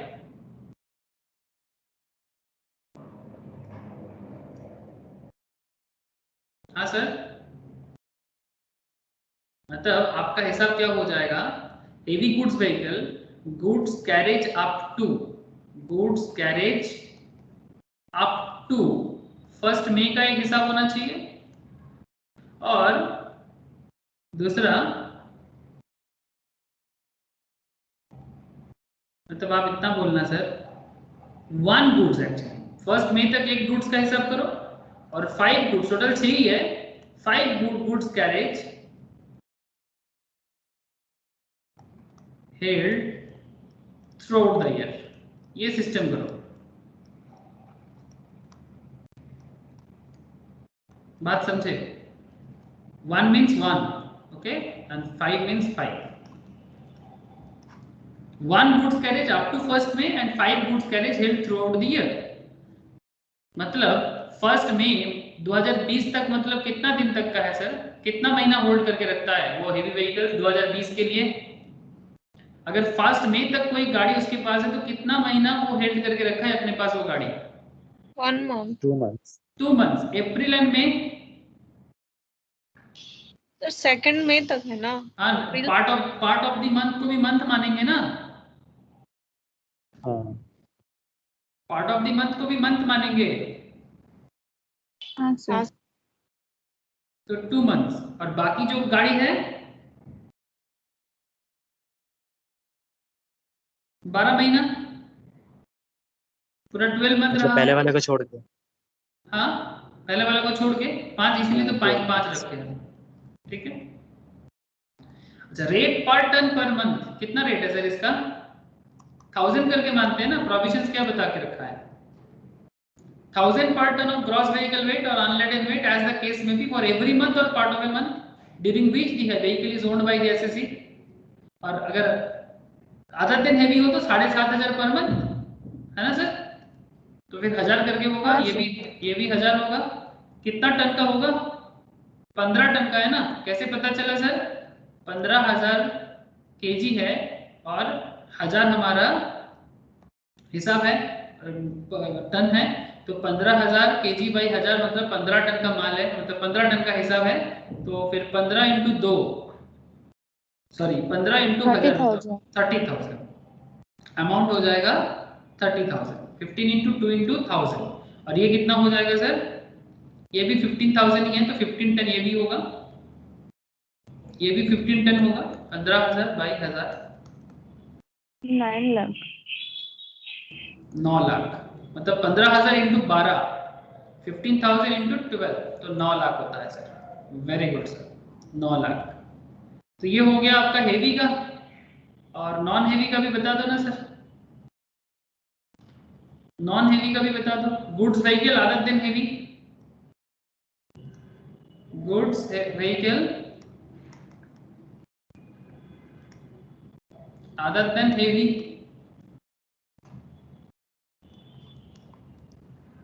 कितना गाड़ी है? 4 vehicles। हाँ सर, 4 है। 4 है, ठीक से बोलो। 11। सेकेंड मई को उसने गाड़ी बेच दिया ना, उसके बदले purchase a light good vehicle, एक पुराना ओल्ड मतलब हेवी व्हीकल्स बेच के उसने एक लाइट व्हीकल खरीदा ऑन 6th मई को। This new vehicle could however be put to use on whole. বলছি হেভি ভেহিকেলের যে অ্যামাউন্টটা আসলে ওটা কিভাবে আসলে ওটা একবার বলে দাও তো। अरे टोटल गाड़ी का अनलेडेड वेट तो दे दिया ना, क्रॉस वेट और अनलेडेड वेट 15,000 केजी, ठीक है। और यहाँ पर हमारा सिस्टम क्या है, rate per ton per month के हिसाब से 1000 करके है, पर टन के हिसाब से। तो 15,000 केजी अगर 1000 में बांटेगा तो कितना टन होगा? 15 टन माल का हिसाब होगा,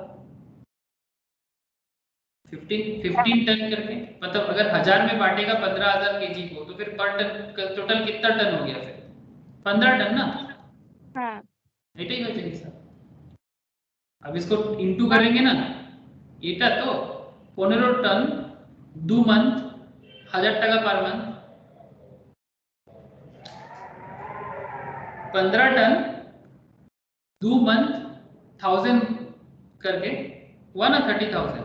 इसको भी कर, इसको भी कर, 15 टन 1000 करके 12 महीने का 9 लाख, 9 लाख বোঝা গেল? মানে 15 into 1000 into 12। হ্যাঁ, 15 into 1000 into 12, 1,80,000 আসছে তো।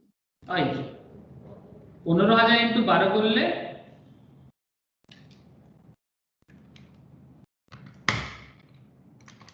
তাই তো আছে। 1,80,000। হ্যাঁ, বুঝতে পারছি। এক সেকেন্ড,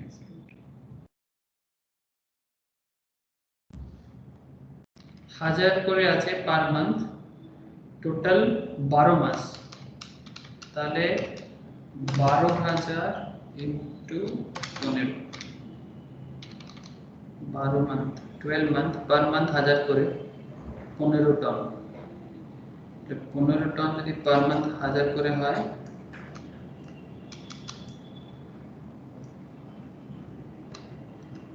टन 15,000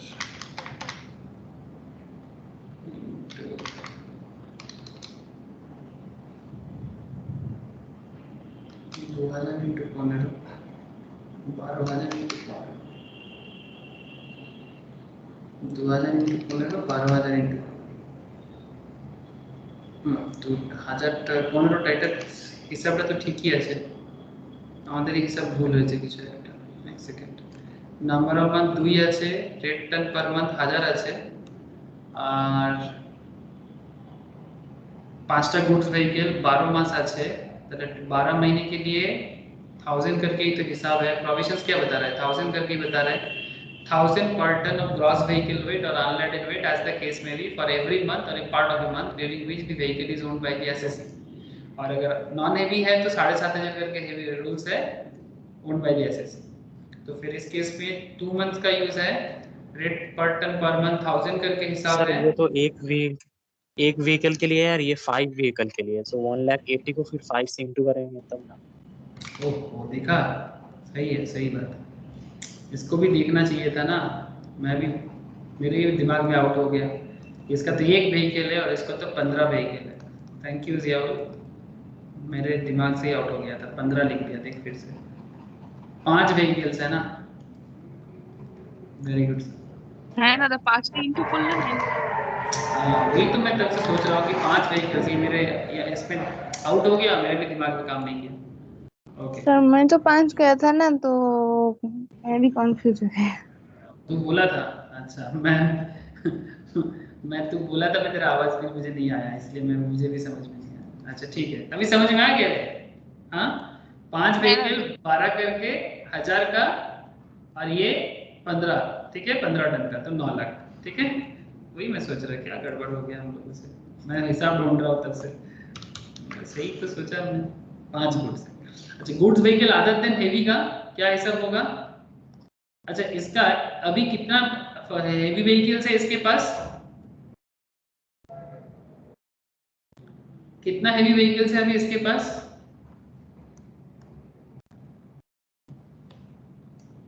न्यू एक व्हीकल्स खरीदा ना सर, पुराना ओल्ड व्हीकल्स को बेच के। हाँ सर, लेकिन उसको पुट टू यूज किया 15 जून को, 15 जून को पुट टू यूज किया 2020 में। और तो फिर टोटल कितना हुआ, 10 ट्रक में से 10 ट्रक में से अगर उसका 6 हेवी था, उसमें से एक हेवी बेच के एक लाइट व्हीकल आया, तो अल्टीमेटली 5-5 हो गया ना सर। मतलब सॉरी, मतलब 5-5 मतलब पुराना सिस्टम में 6 ही था, लेकिन इस बार का हिसाब क्या हो जाएगा, एक गुड्स कैरेज ऐसा रहेगा,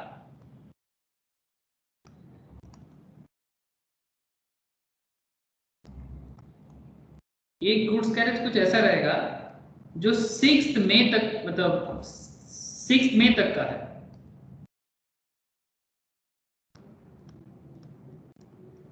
उसके बाद तो दूसरा है, तो 1 गुड्स कैरेज फ्रॉम 6 मई से हिसाब करना पड़ेगा, बिकॉज उसी डेट से खरीदा गया है, 6 मई से। और यूज कब से भी करो वो फर्क नहीं पड़ता। और दूसरा है आपका 4 बाकी जो है, ठीक है, टोटल 10 होना चाहिए। इधर पहला ये वाला था, ठीक है, फिर 5 हुआ, तो 5-6 हिसाब करने से क्या हो जाएगा, 5-6 हुआ, 6-7-11 हो रहा है। लेकिन एक बात देखो, उधर का ये वाला तो खत्म हो गया, ये वाला तो चला जा रहा है हेवी व्हीकल, उसके बदले तो ये आ गया, ठीक है। तो इसलिए अल्टीमेटली 10 व्हीकल इसका हो ही गया, ठीक है। समझ में आया सर 10 व्हीकल कैसे हुआ। कोई बोलेगा सर ये तो 11 हो गया, लेकिन 11 नहीं हुआ सर,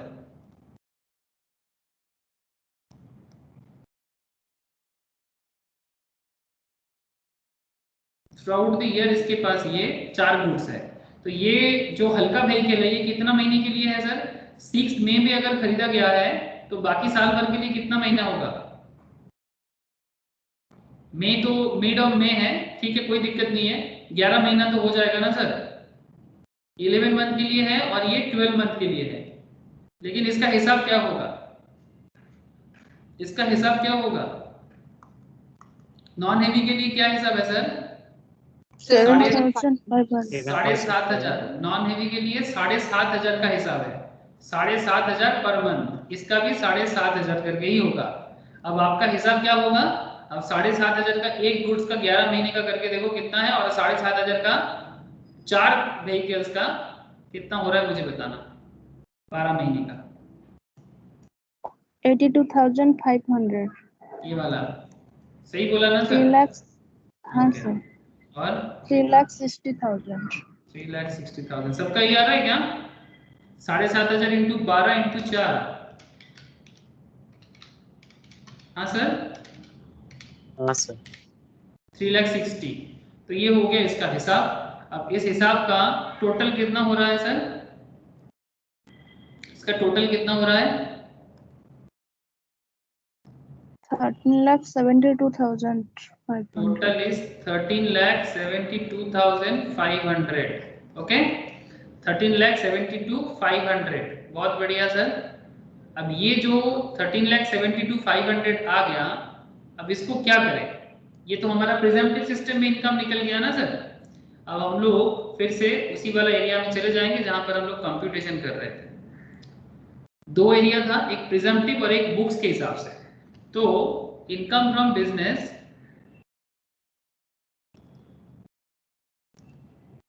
कंप्लीट हो गया सर। देखो प्रिजम्पटिव निकल गया। Income from business of flying goods carriage। Sir presumptive income के हिसाब से कितना हुआ? 13,72,500 आप लोग अभी हाँ, बोला। सर। ओके, और बुक्स के हिसाब से कितना है बोलो तो? एज पर द बुक्स,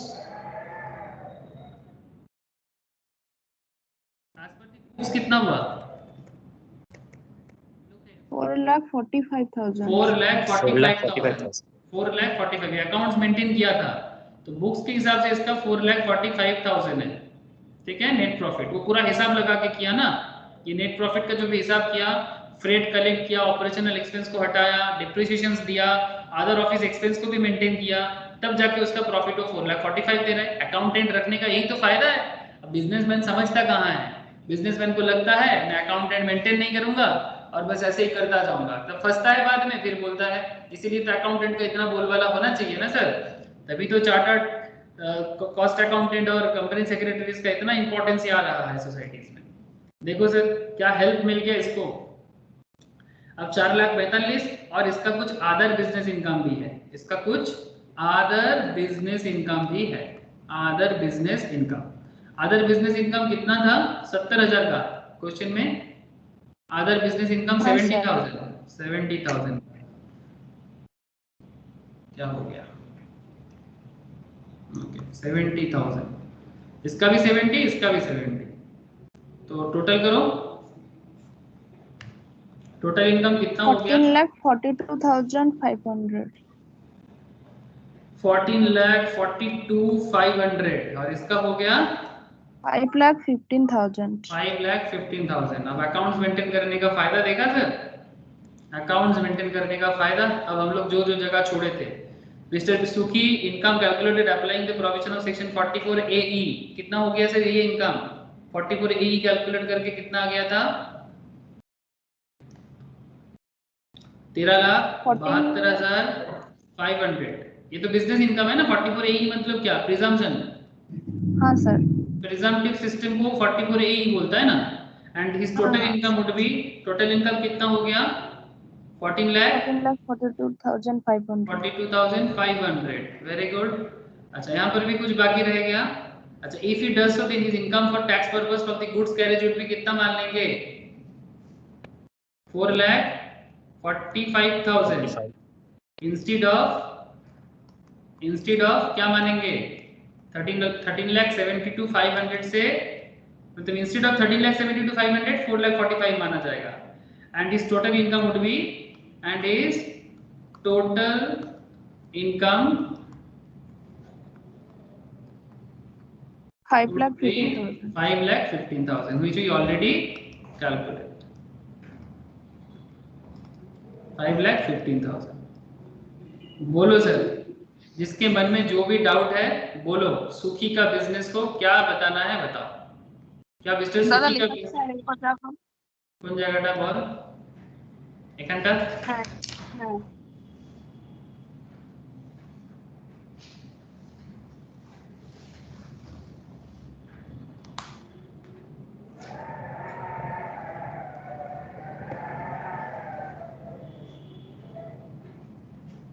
हो गया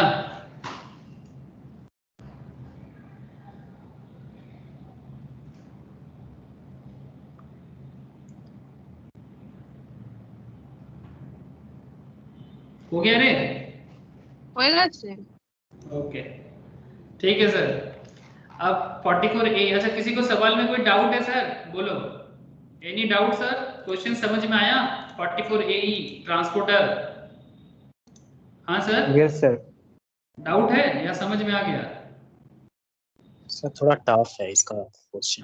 थोड़ा टफ है मतलब देख सर एज पर प्रोविजंस हुआ ना क्वेश्चन मतलब क्वेश्चन कब खरीद रहा है बेच रहा है ये वो, हाँ हाँ और हाँ हल्का सा कुछ मिस्टेक हो जाएगा तो पूरा रॉन्ग हो जाएगा। एकदम गड़बड़ हो जाएगा सर आपको पहले प्रोविजंस भी याद रखना है उसके साथ साथ आपको गाड़ी कब कितना ले रहा है मतलब कौन सा गाड़ी बेच के क्या ले रहा है डेट का भी हिसाब आपको पक्का रखना है तो थोड़ा माइन्यूटली करना है। अच्छा सवाल था प्रोविजंस भी अच्छा था इसलिए मैंने एक टफ ही करवा दिया। ओके तो ये था। अच्छा नेक्स्ट दिन एक काम करते हैं सर कल के क्लास में ये जो बाकी प्रोविजंस है इसको थोड़ा गो थ्रू कर लेंगे और वो 43CA का एक हिसाब है वो करेंगे तो फिर ये बीपी रिलेटेड जो सर? भी हाँ बोलो sir. One goods carriage from 6th में हाँ 11 months हाँ उसमें समझ में नहीं आया। क्यों सर 6 मई मतलब क्या अप्रैल से महीना स्टार्ट होता है ना हाँ सर। मंथ स्टार्ट होता है अप्रैल से मार्च कितना दिन होता है अप्रैल से मार्च मतलब 1 अप्रैल से लेके 31 मार्च कितना दिन होता है 12 मंथ। हाँ सर। अगर ये अप्रैल के बदले मई से चालू हो जाए और आपको पता है ना कि पार्ट ऑफ द मंथ भी पूरा मंथ माना जाएगा तो अगर मई से लेके मार्च जा रहा है तो कितना मंथ होगा। हाँ सर 11 months। ओके हाँ और कुछ बोलो और कुछ पूछना चाहते हो कोई ये वाला सवाल पे नो सर। चौथा विशाल सबको पूछ रहा हूँ बोलो कोई डाउट है तो पूछ लो। इंकी प्रीति बोलो सर क्लियर है कि नहीं है। अनुज है सर। क्लियर ना हाँ sir okay, yes sir clear. ठीक है सर ठीक है मैं आज इतना ही रखता हूँ। नेक्स्ट क्लास में बाकी कुछ 3-4 प्रोविजंस है 40 और 43 का कुछ एरिया है एक बार बता देना चाहिए क्योंकि कुछ एमसीक्यू सवाल वो प्रोविजन से पूछ लेते हैं तो मैं उसको बता के फिर बीपी को कंप्लीट कर लूंगा कल ठीक है। उसके बाद आप घर में बैठे बैठे हजारों क्वेश्चन करो कोई दिक्कत नहीं है ठीक है। चलिए सर फिर बाय भाई sir Tata sir. Sir okay sir Tata okay बस सर।